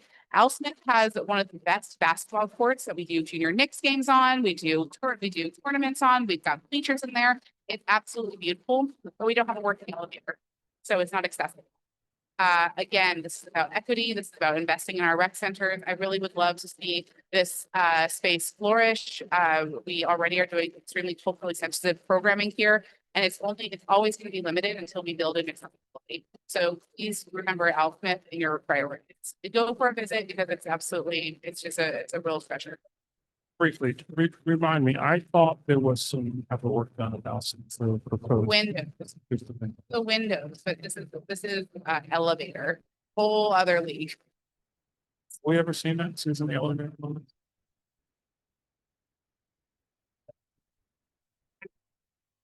Okay. Well. About quickly.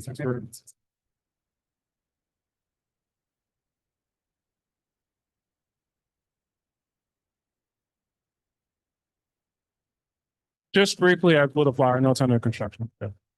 Yeah, just Little Flower. And explain online the tracker, people can find out. So online, you can look for the Parks Capital Tracker, also flag it for my next Parks Manager update to have the exact dates. But overall, 2 projects, one for the restroom reconstruction, one for the overall playground reconstruction. I want to say it's a year out, but I'll have a more refined date at the next meeting. Appreciate it. Thank you.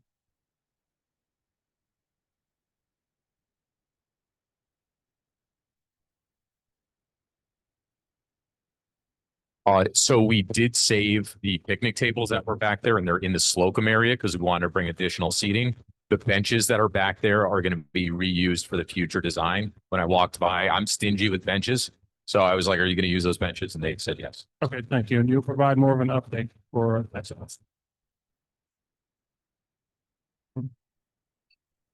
State. Lower East Side Playground. If you walk over there, you should see created basketball court. It's absolutely beautiful. So in addition to just adding a few benches and like trash cans, the same group that renovated the Tompkins basketball court, they were the same ones who came in and did a rehash of the basketball court and over at Lower East Side. So take a look. It's really beautiful. 11th Street. 11th in between second and 1st.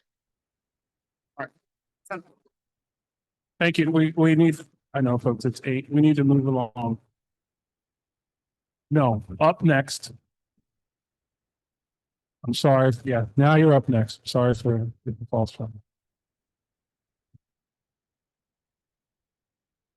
Hi, everybody. My name is Ethan Kraft. I'm here on behalf of Eastside Coastal Resiliency as well as Brooklyn Bridge Montgomery Coastal Resilience.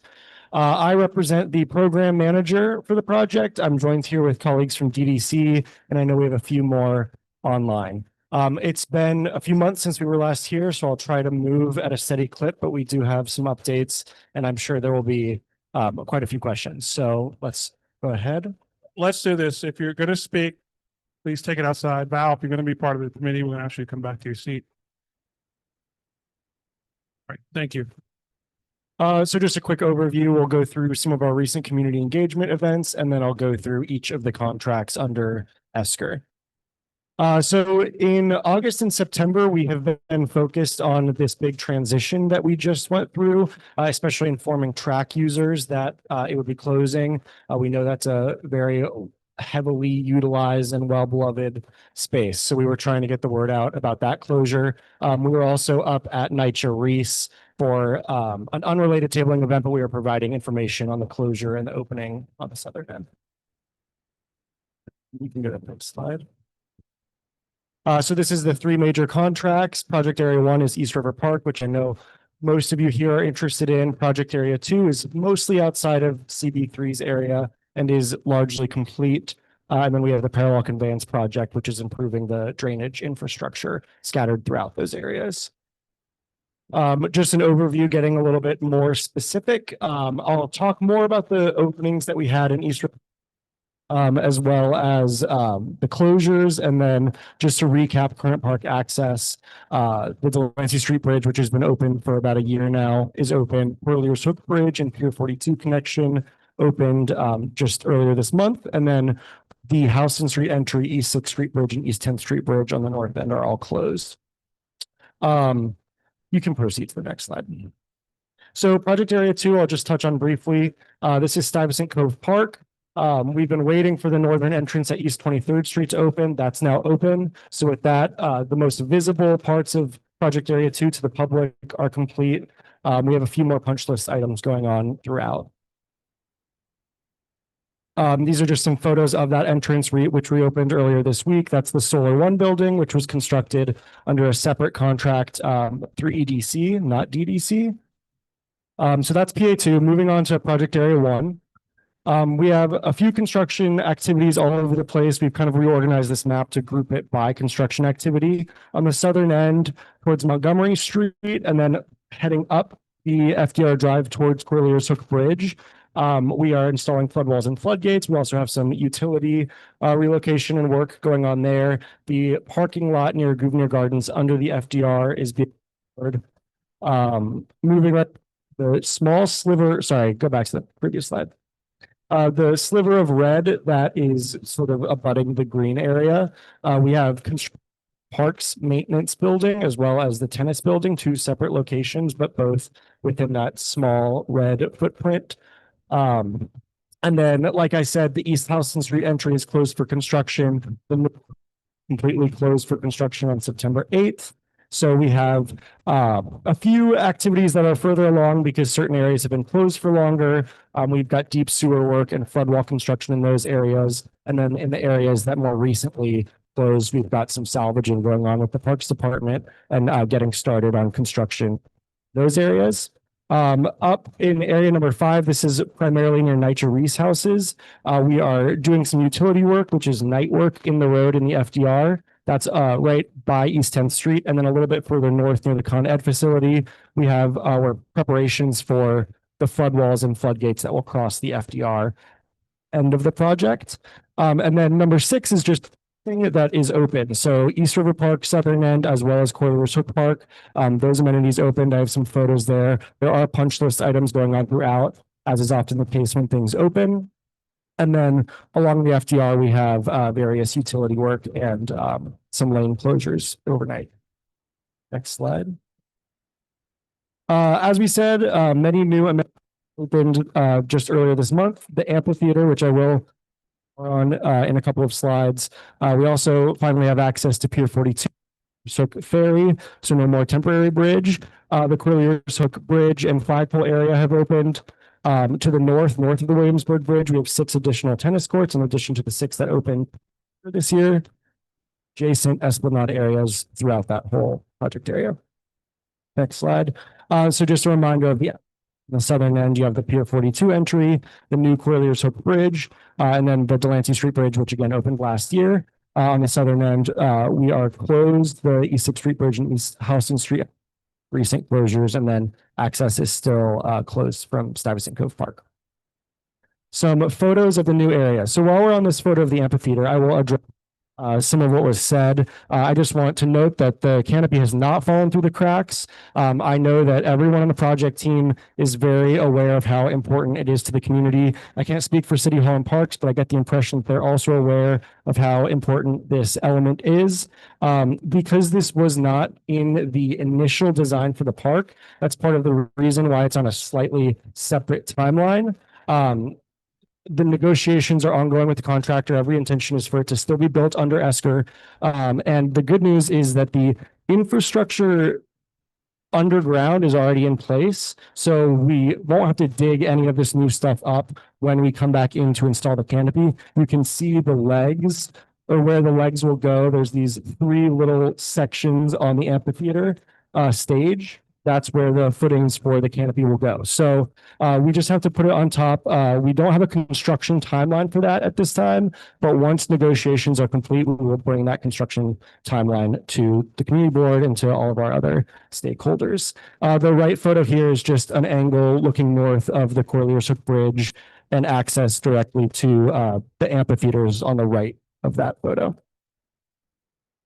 So we do have an exciting announcement about the community celebration to acknowledge this whole phase one opening. This is very much a community-led event. Many people who are here in this room are involved. We've got good old Lower East Side Power Partnership, Lower East Side Creative People in Action, Lower East Side Ecology Center.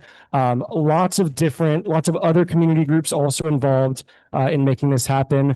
It's very much being led by the community. Parks is helping out as well, and then DDC is there to support everyone.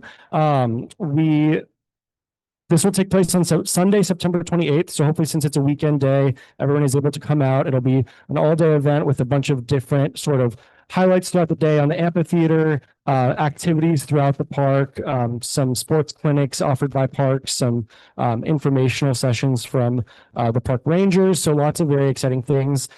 We are hoping to have a flyer out in sort of a centralized location where people can get further updates on this celebration. So keep an eye on the Esker website and places like that for future updates on this event, which again is later this month on the 28th. Some more construction photos. These are the 6 additional tennis courts on the north end. You can see on the left photo that right by the Williamsburg Bridge, those are the 6 tennis courts that opened earlier this year. And this mulch area, that's a temporary condition while we wait for future planting seasons that will allow us to plant the plants that are intended for those areas. Back on the southern end, on the left side of your screen, you can see some formwork for the flood wall going up the on-ramp at Montgomery Street for the FDR Drive. So that's just under the elevated FDR Drive structure. On the right side, you can see the very tail end of the above ground flood wall under the Corlears Hook Bridge. So this is where the flood wall comes back to meet the park grade, and the buried flood wall that's under the raised East River Park will take over for primary flood protection. Just some more construction photos on the left side. This is some soil stabilization work that's going on at the East Houston Street retaining wall. On the right side, that is the new esplanade after the concrete formwork has been removed. So that's the base upon which other elements of the esplanade will sit. This is north of the area that just opened. So I have a few things to cover in the what we've heard slide. First, the project timeline. We know that everybody is highly interested in a project timeline. We will have one too by the end of the year. It has been a long process to get it ready. We want to make sure that when we give you an update, it's a very accurate one. So expect that later this year. The Fireboat House. The city is preparing to send the second amendment to the programmatic agreement in the coming weeks for signatures from the consulting parties. I know that is very jargony, but it essentially means that the initial stages of the Section 106 process will conclude, and then it'll proceed to the next one, getting signatures from the consulting parties before we move on to the future of that site. Post yard design is underway. We intend to have the team here next month to present some preliminary design concepts before we have submitted elements to the Public Design Commission. We've been meeting with Lower East Side Ecology Center. This is an effort led by DDC and Parks, as well as our design team for that facility. So expect more information on that at next month's CB3 Parks. As well, the 14th Street Connector team, this is the solution to the pinch point at the north end of the project. So sort of where CB3 meets CB6 at the Con Ed facility, there will be an overwater greenway that will be constructed around the Con Edison facility. That is still a few years out, but the DDC team who is spearheading that will be here next month as well to provide what information they have at this time. I'm sorry, Vanessa, if you go back to the next one. I just want to touch on graffiti. I don't have a bullet for it, but I know that it has come up. Like Luke said, we do work closely with parks. We work closely with DOT. Nobody wants to look at graffiti.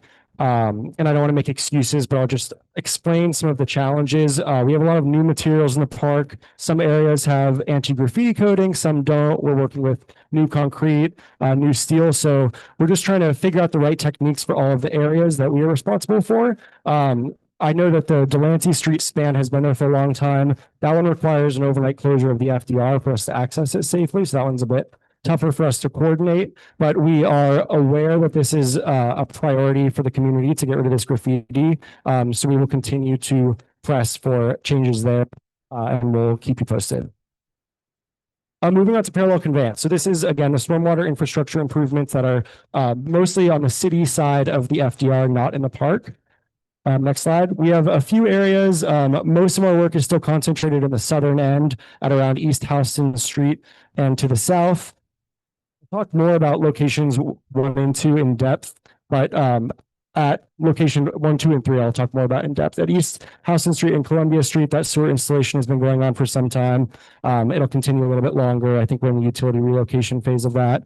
And then the north end will have further updates on that later on, although that is not in CB3's footprint. But if you could, yeah, I'll talk about the work in Corlears Park. So right at the intersection of Water Street and Jackson Street, we've just started sewer installation, or just resumed sewer installation there, I should say. We expect that to take about 2 to 3 more weeks. And restoration of that area will be followed at a later date to be determined. In Corlears Park, we recently announced that the Interceptor Gate building that was intended for that area was removed from the contract thanks to redundancies in the BMCR contract. We have more information on our website about that. We can also happily answer any inquiries you have about that. But the redesign for that area is still being developed. So as we have more information, we'll bring it. We're expecting some more concrete information on that by the end of this year. The playground is to be built in Corlears Park. That construction is anticipated to begin in the spring of next year. Just to quickly talk about the photos on the previous slide, Vanessa. On the left side, you can see the sewer that is being supported there as they install the parallel conveyance sewer. This is in Jackson Street and Water Street right at that intersection. The building on the right side is the convent at Jackson. And that's just a photo of them installing the manhole in that intersection. Okay, so up near the Williamsburg Bridge, we've also just started excavation for the deep sewer there. This is taking place largely on Delancey Street, but there will also be work on Baruch Drive under the Williamsburg Bridge and Lewis Street, and the work will kind of progress from either end. We expect that to take about 6 to 8 weeks to complete. We will continue to maintain access for East River Housing to their parking lot, as well as for them to have garbage pickup and service to their boiler building and things like that. As well, we have limited parking on Lewis Street and Delancey Street south. Some photos of the work that happens under PC, the parallel conveyance contract. At Columbia Street and East Houston Street, you can see the tangle of utilities underground. So we're reorganizing some of those as we install the sewer, which sits below all of the other utilities. We modify manholes throughout this process in order to accommodate the larger supply from the sewers. And then on the far right of your screen, you have East 18th Street gas main relocation. So lots of different activities happening under parallel conveyance. Next slide. So we'll stop here. These are resources to get in touch with any of the community construction liaisons for Project Area 1 and parallel conveyance. Vanessa is here driving the computer. She's one of our CCLs for PA1. All of our CCLs are highly responsive, so please take a photo of their contact information, take a photo of the QR code, reach out to us at any time so we can answer any inquiries or concerns that you have. Do you want to pause for? Yes, we're going to pause and folks, be mindful of the time. I'm going to go to the committee first about questions regarding the ESCR. I know we can update to but please be mindful of the time. So I'm going to start with this side. I need a show of hands on this side. Two. Because you haven't spoken.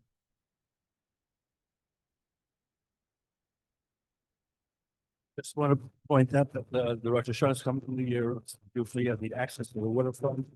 Last year, I asked that the marketing be directed, but no, they don't go over like that. So went to Delancey Street, and it wasn't very good.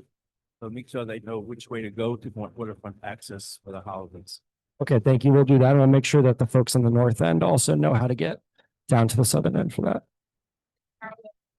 And Water and Jackson, I think I saw 2 to 3 weeks. Does that mean that it's done after that? There'll be no more breaking up the streets over there, Water Jackson or down Water Street? Yes, I will say we appreciate your patience. We know we've been there for a long time, and it has been very disruptive. When I say 2 to 3 weeks, that's anticipated. As we've had before in this area, there's a lot of utilities that once we dig up the street, we find them. They're not indicated on any of the maps we have. So I just say that as a caution. I can't promise 2 to 3 weeks, but that's what the team is anticipating at this point. Okay, so it's anticipated. And- Cooperage Gardens has their board meeting next week on Okay. Tuesday. And I definitely will bring this, because people have complained about the Okay, and if people are complaining, please have them send it to us so that we can take action, share it with the team, and try to address it. And I will just say, the work in Corlears Hook Park will continue through the end of the contract, which is end of 2026. But in your streets, it should be on Water Street. It should be 2 to 3 weeks, and then there's a little bit more work to do on Jackson at the very end where it meets South Street. Yes, please. Yes. Okay, thank you.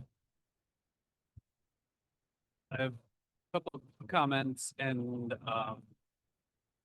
then 2 questions.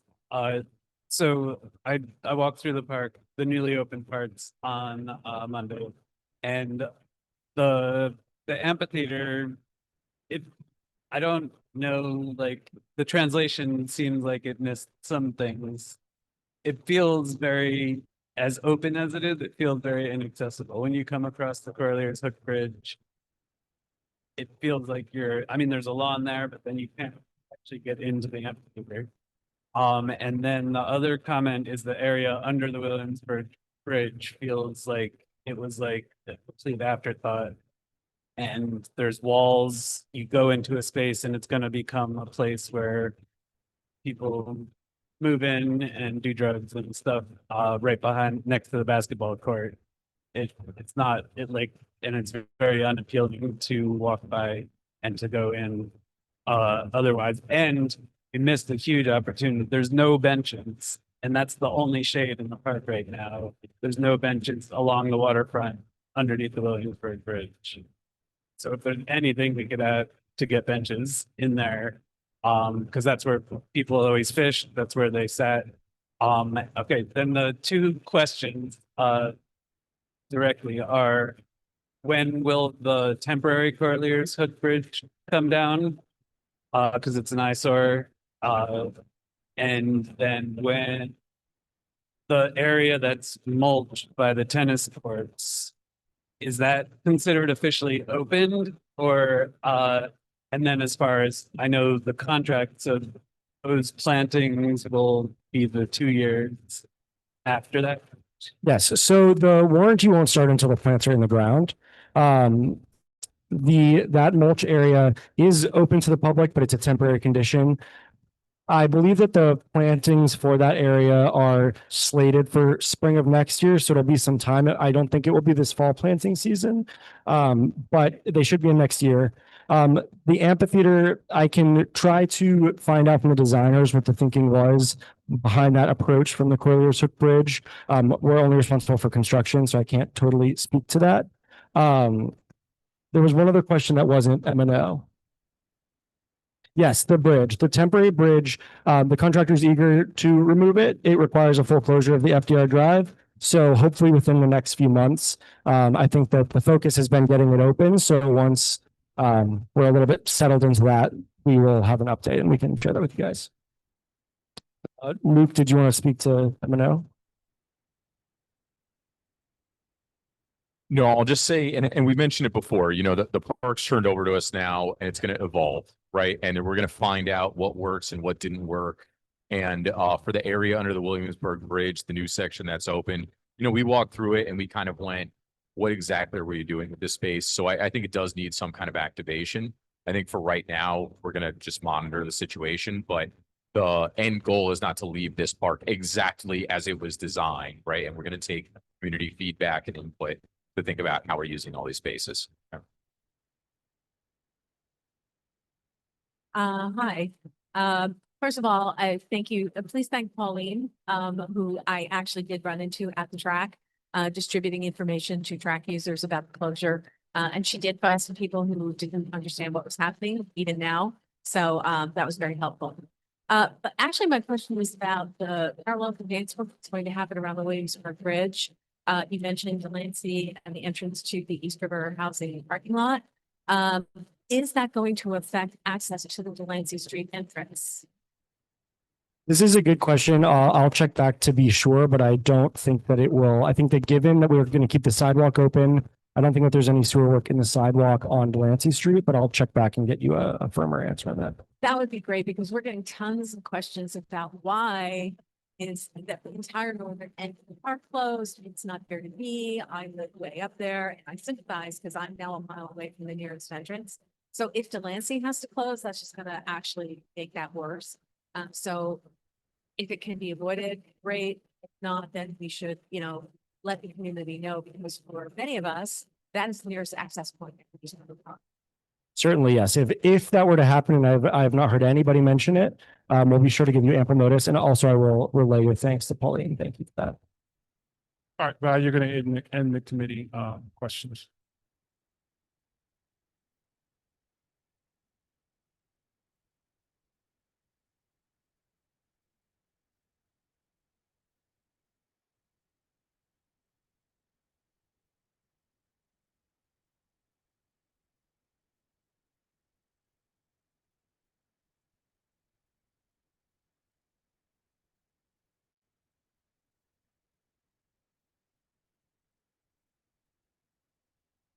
Thank you. Yes. And as the trees grow in, they'll begin to provide more shade. We know that that's an important element for the community. And I don't want to speak for Luke, but like he said, I think that Parks is exploring a lot of creative ways to solve the shade problem.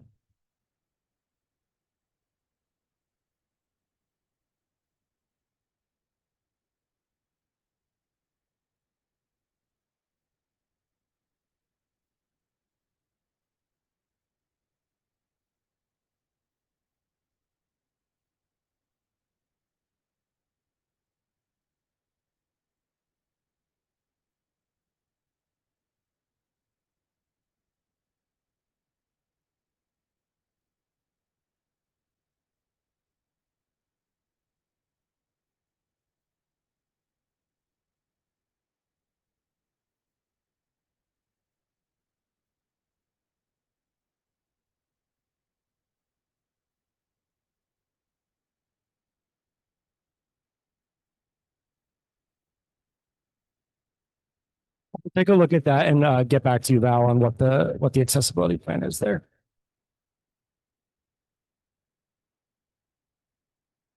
Three quick questions. The timeline for the canopy is very, very vague that you're giving. And I've been out there and just so you know, even for the baseball, the soccer field, during the hottest days, the NRDC went out there and the temperature on the baseball soccer field was 180 degrees. And the same thing is going to happen with the amphitheater. We get no shade. The sun comes up in the east and doesn't get any shade in the park until the late afternoon. Everything is in the sun. There is absolutely no shade in the park. The other thing is the staircase on the Delancey Street overpass. Not finished. And when is that going to be finished? If it's an eyesore, it's covered with, plywood, it's graffiti also. Is there a timeline for that? And the third part is the graffiti. When will it's been there now for 4 months. And you say the contractor will do it. They don't need a study, they just need to do it. When are they going to do it? It's there every day. By September 29th, it's going to be pretty embarrassing to open a park where people have to walk over the bridge and it's covered in graffiti.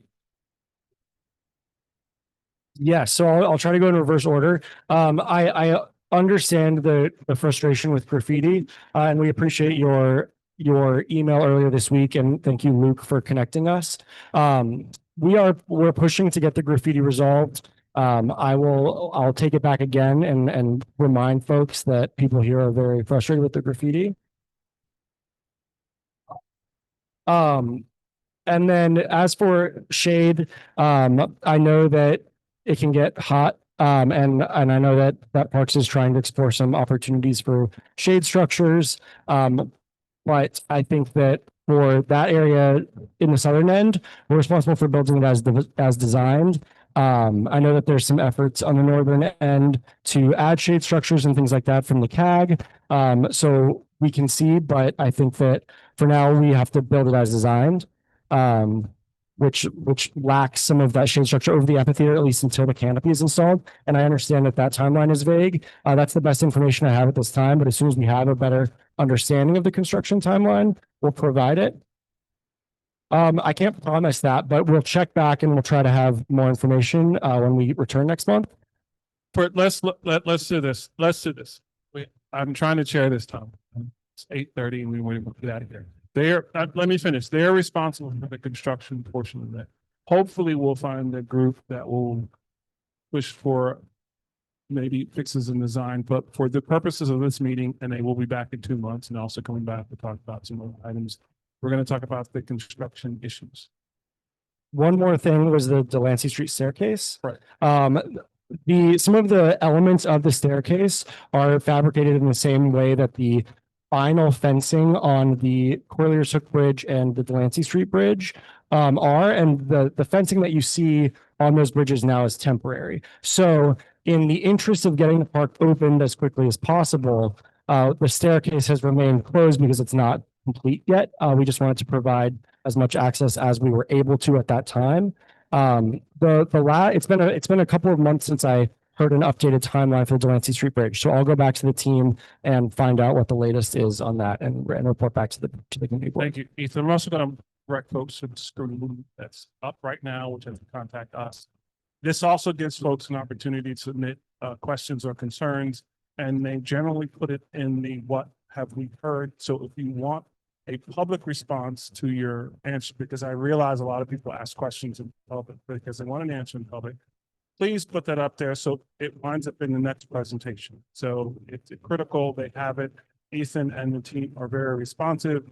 They address everything that they can. I know there's some delay sometimes, including that schedule that we're looking for here at the end of the year. But in general, they're very responsive. So I urge folks to contact and use those methods to contact. It's been up. We've been doing it for years, and it's very useful. It also requires a record of what your complaint is.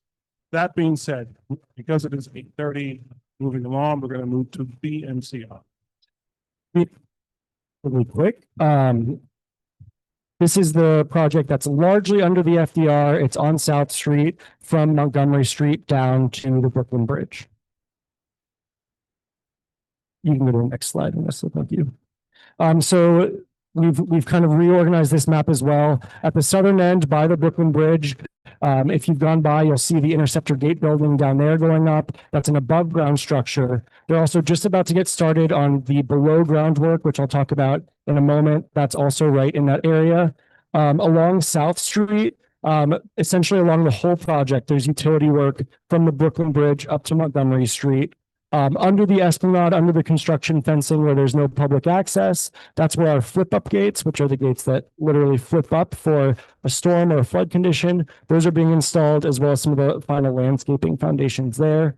And then in the area right by Pier 35 and Pier 36, more of that foundation work and the flip up gates are going in. A project timeline for BMCR. We are roughly right here. So we have ongoing Con Ed utility coordination. The Interceptor Gate is about to really get started in full force. And then the trunk water main has been going on since earlier this year. The project is, by the way, still on schedule for substantial completion at the end of 2026. Just to check in on the flood wall and floodgate progress, the micro piles for this infrastructure, that's the piles that support the flood protection, about 90% completion for the project. Behind that, we have the flip up gates, which are just under halfway done.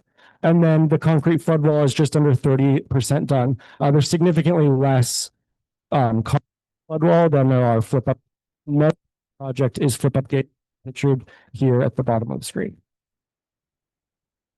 Like I said, they're about to get really started on the underground chamber work, this Brooklyn Bridge. So we will have a slight pedestrian and traffic shift beginning next week. Essentially, pedestrians will go further left as you're walking north. Vehicle traffic will be reoriented just under the FDR drive. And then again, this is to accommodate the large chamber that goes underground to support the floodwater movement, or to support the movement of floodwater management, excuse me, of tides and floodwater. Just some construction photos. On the left is that traffic shift I was just talking about before it goes live on Monday.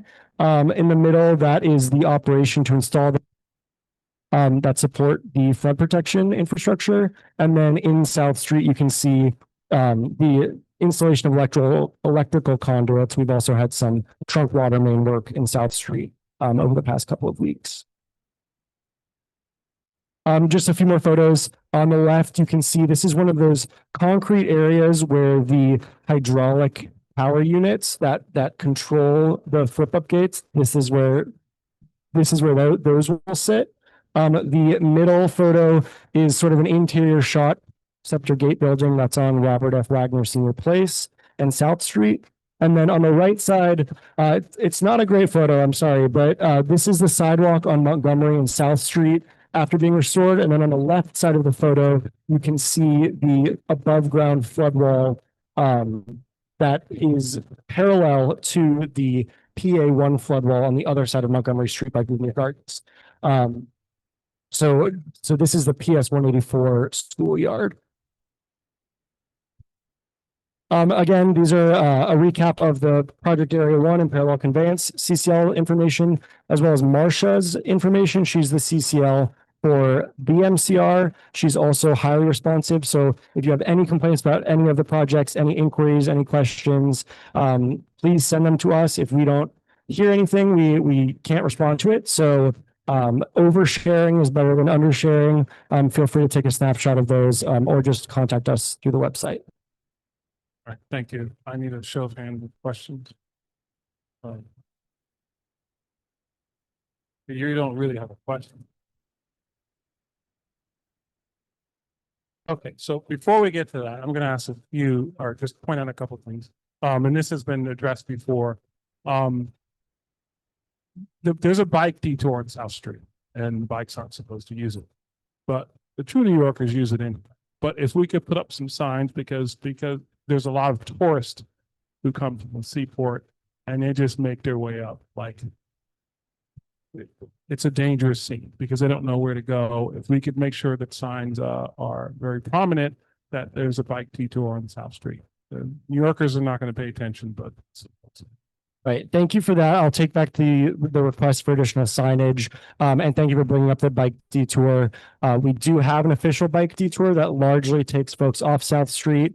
We're also aware that it can be tricky to keep up with Google. Oftentimes their maps will route people along South Street. So we kind of have to keep reminding them that it's a heavy construction area and that there's a detour. So if your mapping tool ever directs you there, please let us know so we can follow up with them. But thank you. We'll take back that signage suggestion. I'm going to go to Therese before we come back to committee because I don't know what she's going to say. Hi, my name is Therese Flores. I'm a regional manager for parks. I take care of the board, parks and gardens 1, 2, 3, 4, and 5. So right now I've been stretching myself for gardens, and Pier 35 is one you asked me about. We have no water there until late 2026. We will not get the water back if we're lucky, because they've got to replace the whole meter box and connections for the. Thank you. Yeah, so that's what you asked me about. And No, so, yeah, I'm aware, and we'll talk after this because I want to make sure we get that walkthrough, but we'll talk. I'm going to let Carlin go first. Go ahead. You're going to have to come to a mic because no one's going to hear you, and remind them to go on. There's a dark spot like from Montgomery to Clinton. It is completely dark there, and it's very dangerous at night. And like I ride my bike through there, walk through there. So yeah, I mean, I was there the other night, and it was really scary. Like it was completely dark. So, you guys know that. Thank you. I'm not familiar with this issue, but we'll follow up with DOT Streetlights team, and then we'll also take it back to see if there's something that the project can do to try to improve lighting in that area. Any other questions? Carly, do you want to say? Yeah. Oh,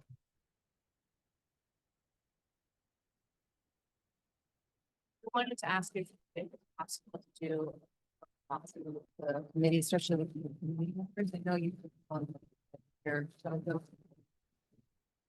just curious. Sure, we can certainly make that happen. let's do this because I know we talked actually at the beginning of summer doing that walkthrough. I know there's some challenges with the number of people and hard hats, but let's see if we can keep that before it gets lost again and it gets too cold. So yes, make sure that. Questions from any other questions?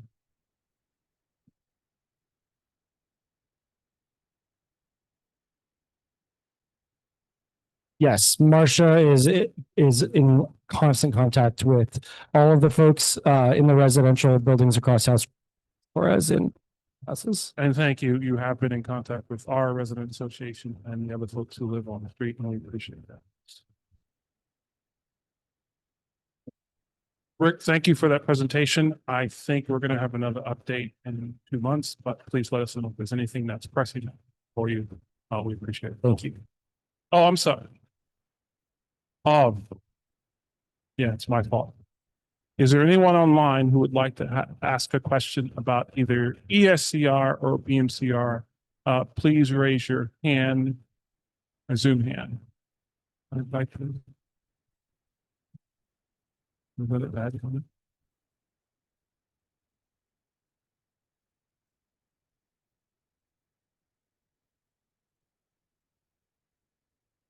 I see Marcia has her hand up. I don't know who that is, but we're going to let her speak. Hi, Trevor. Can you hear me? Yes, we can hear you. I just want to know from Harlan, the area of South Street that's dark, are the lights out and are the street lights out, or is there insufficient light there?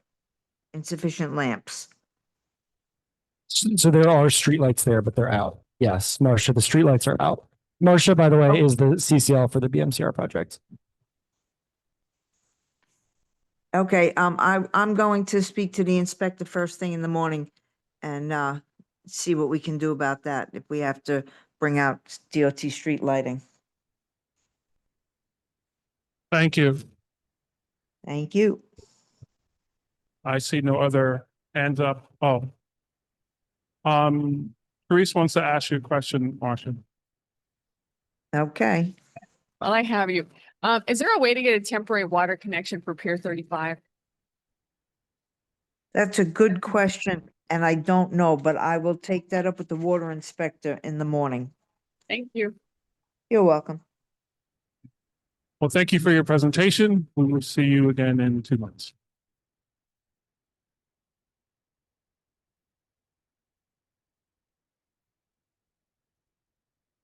Next up is a presentation about sorry, I've got all these.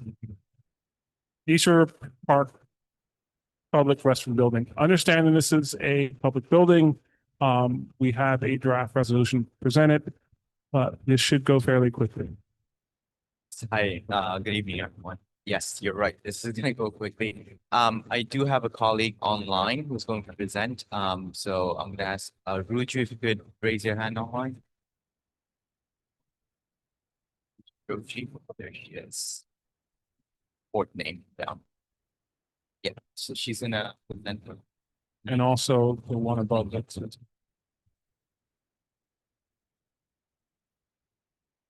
think Anna may have something to say before I start. Hi, just give me a second. Can you see my screen? Yes, thank you. Okay, great.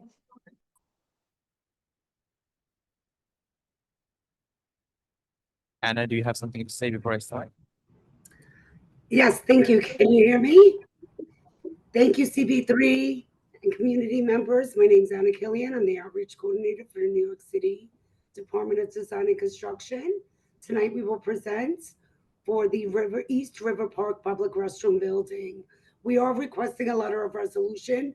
Anna, if you could move a little closer to your microphone, we're just having a little difficulty hearing you clearly. I'm so sorry, I apologize.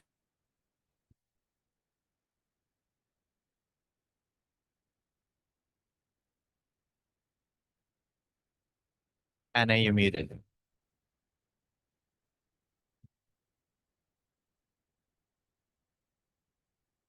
Still muted.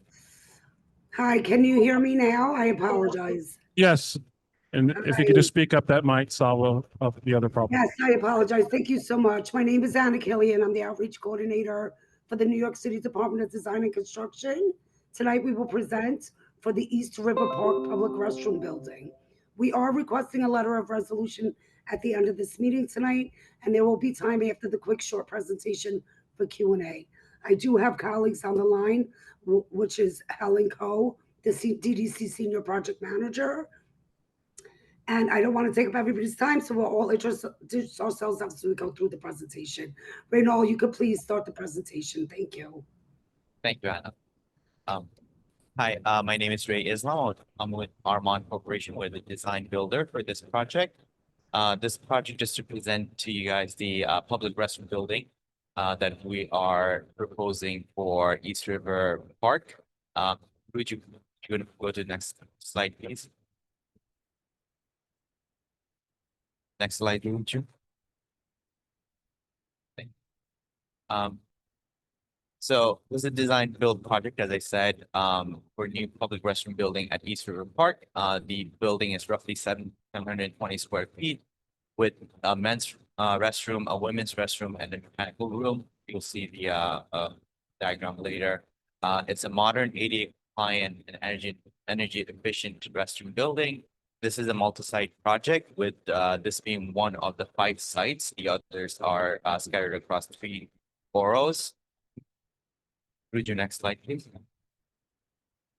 This slide shows the location. It's just south of the Williamsburg Bridge, just north of that large soccer/baseball field.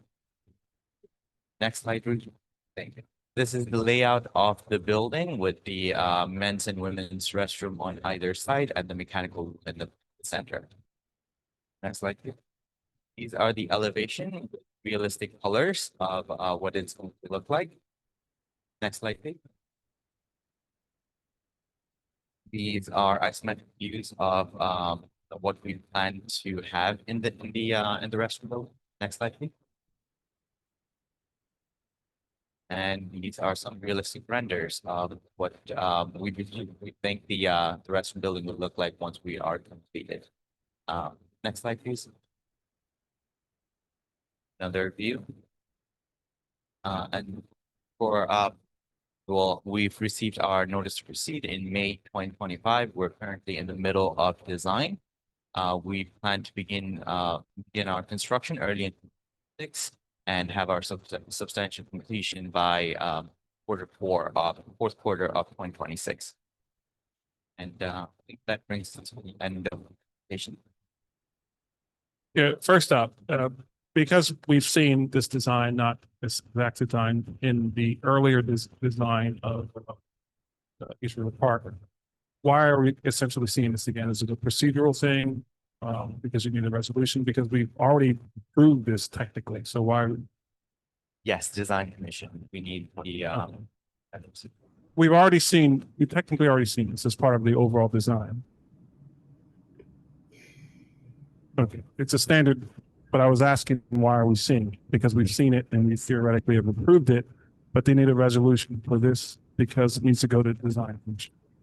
That is correct. So whether we like the design or not, which I know is some issue, standard bathroom, we approved it with ESCR. So we've written a draft resolution, but before we do that, I need to go to the committee to see if they have any comments about this design. That is absolutely amazing. That's never happened in the history of any design that we've come here for. Can you read, do you want to read I cut off some of the print. Here, we're gonna give you a microphone.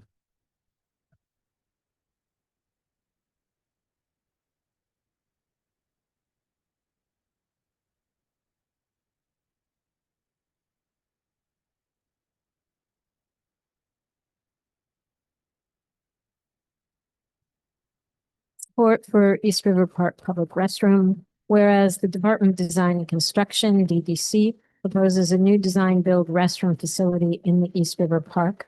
And whereas the restroom building will be approximately 720 square feet, ADA compliant and energy efficient, with a men's room, women's room, and mechanical room.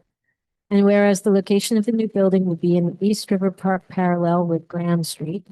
And whereas the construction for this project is set to begin in early 2026 with substantial completion the same year. Therefore, be it resolved that Community Board 3 supports the DDC's plan to construct a new public restroom facility in the East River Park. All right, folks, you've heard that resolution. Yeah, sure. The roof.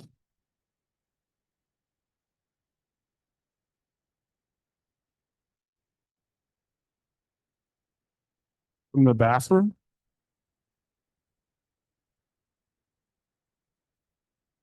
Well, the entire park was.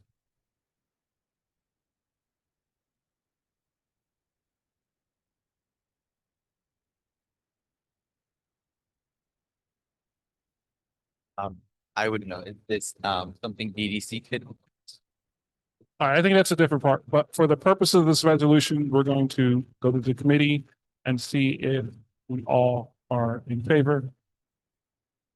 So we're gonna do a roll call vote. Let's just do a hand vote. All in favor? Yeah, you have to put down the number. Just a minute. He works for Parks. Keep your hand up, please.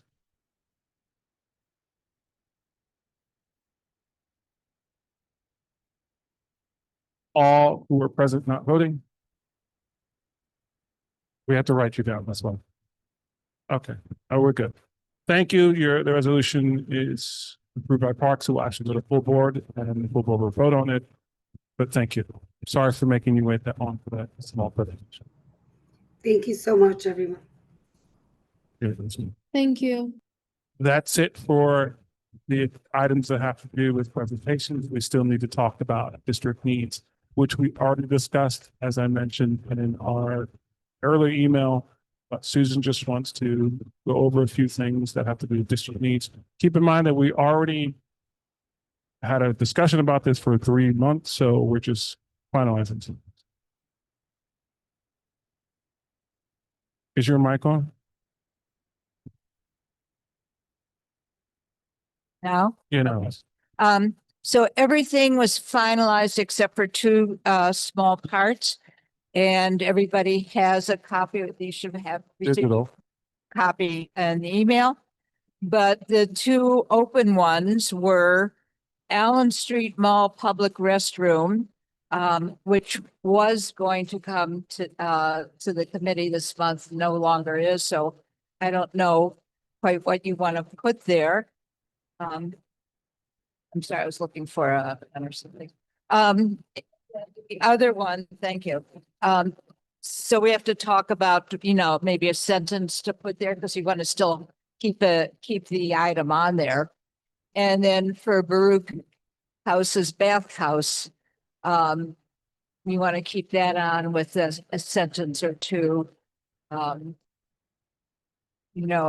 it. So those, if we could do those two tonight, just, Yeah, we're gonna do those two, but I'm gonna ask Teresa, Luke, if they have any information on the, and you may not, this is just for our district, it's on the Allen Street Mall Public Restroom. Nothing. Well, what I can tell you is that it is going to be ULURP to be parkland. I thought it was. Yeah, right. It's going to be ULURP to become parkland. It will be coming before us. So, what.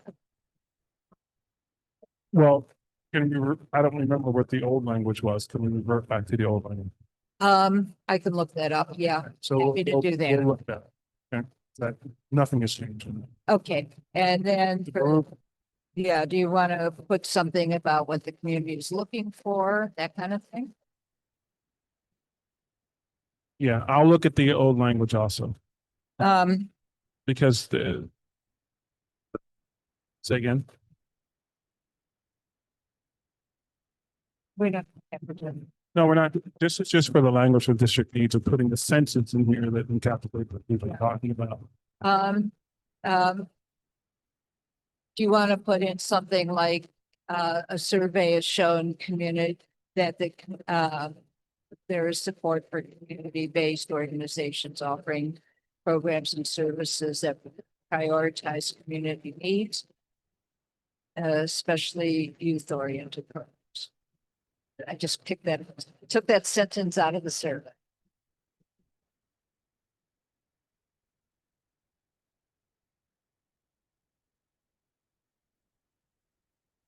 Yeah.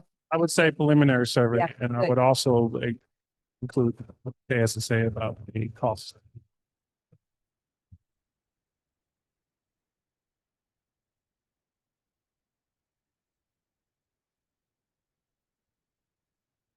Hard for the community to figure out what to ask for there when we have no idea whether the building stands, how much that costs, and I realize they can't make a really sharp analysis, but something. But this is just the unmet need. Assessment is an unmet need or not? I don't think. I think an assessment is needed for the community to, finalize what they want. But for the language that need to go in this district need, Do you want to put in one sentence about, assessments? I mean, don't forget, this is for July 2020. You will have that, by that. They'll have an assessment in a few weeks. They're just going to give you the old parts. all right, I'll figure something, but I think a survey, starting off with the survey has shown that's the desire for CBOs and You want to. Need to change this. all right, so I don't have the language right now. No, I know that, but I'm just that sentence. You could get that. I'll have it. I'm gonna go back that sentence. Was there anything else in here that we needed to follow up on? No, everything else, unless someone had it. And I'll just let people know, next month we'll be voting on the budget, the expense and capital priorities, and ranking them. And also voting on the district. We finalized what we have voted. Right. You only have one copy of it. How about this? Yeah.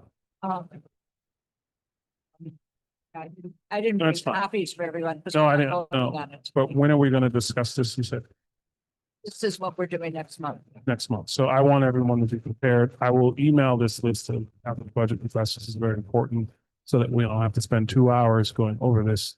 But this is the list, which will be emailed. If you want to take a quick look, you can, but it's really for next month. Susan, did you have anything else? Well, what we usually do is not give you this list. What Oh. we usually do is see what we get from last. Go to last year's list, because we may have things on last year's list that are not on here. Okay. And this list was made up by parts. This is not ours. We did ask and have some things added on, but this is their list. So you may not want to vote on everything on here. You may want to add things on. Okay, so we need to look at our list and compare it to their list and see. All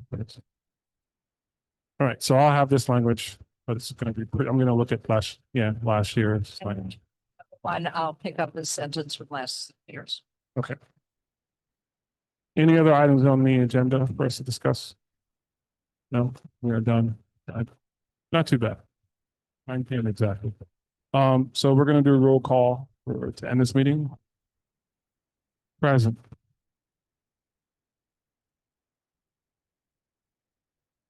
Trevor Holland, Present. Diane Lake, Brian Gillum, S, David Adams, Harlan Chan, Catherine Freed, Valentina Jones, Nancy Kong, Daisy Paez, Daniel Tano, Zachary Thomas, Josephine Kathleen Webster, Roger Manian, Tal Rodet.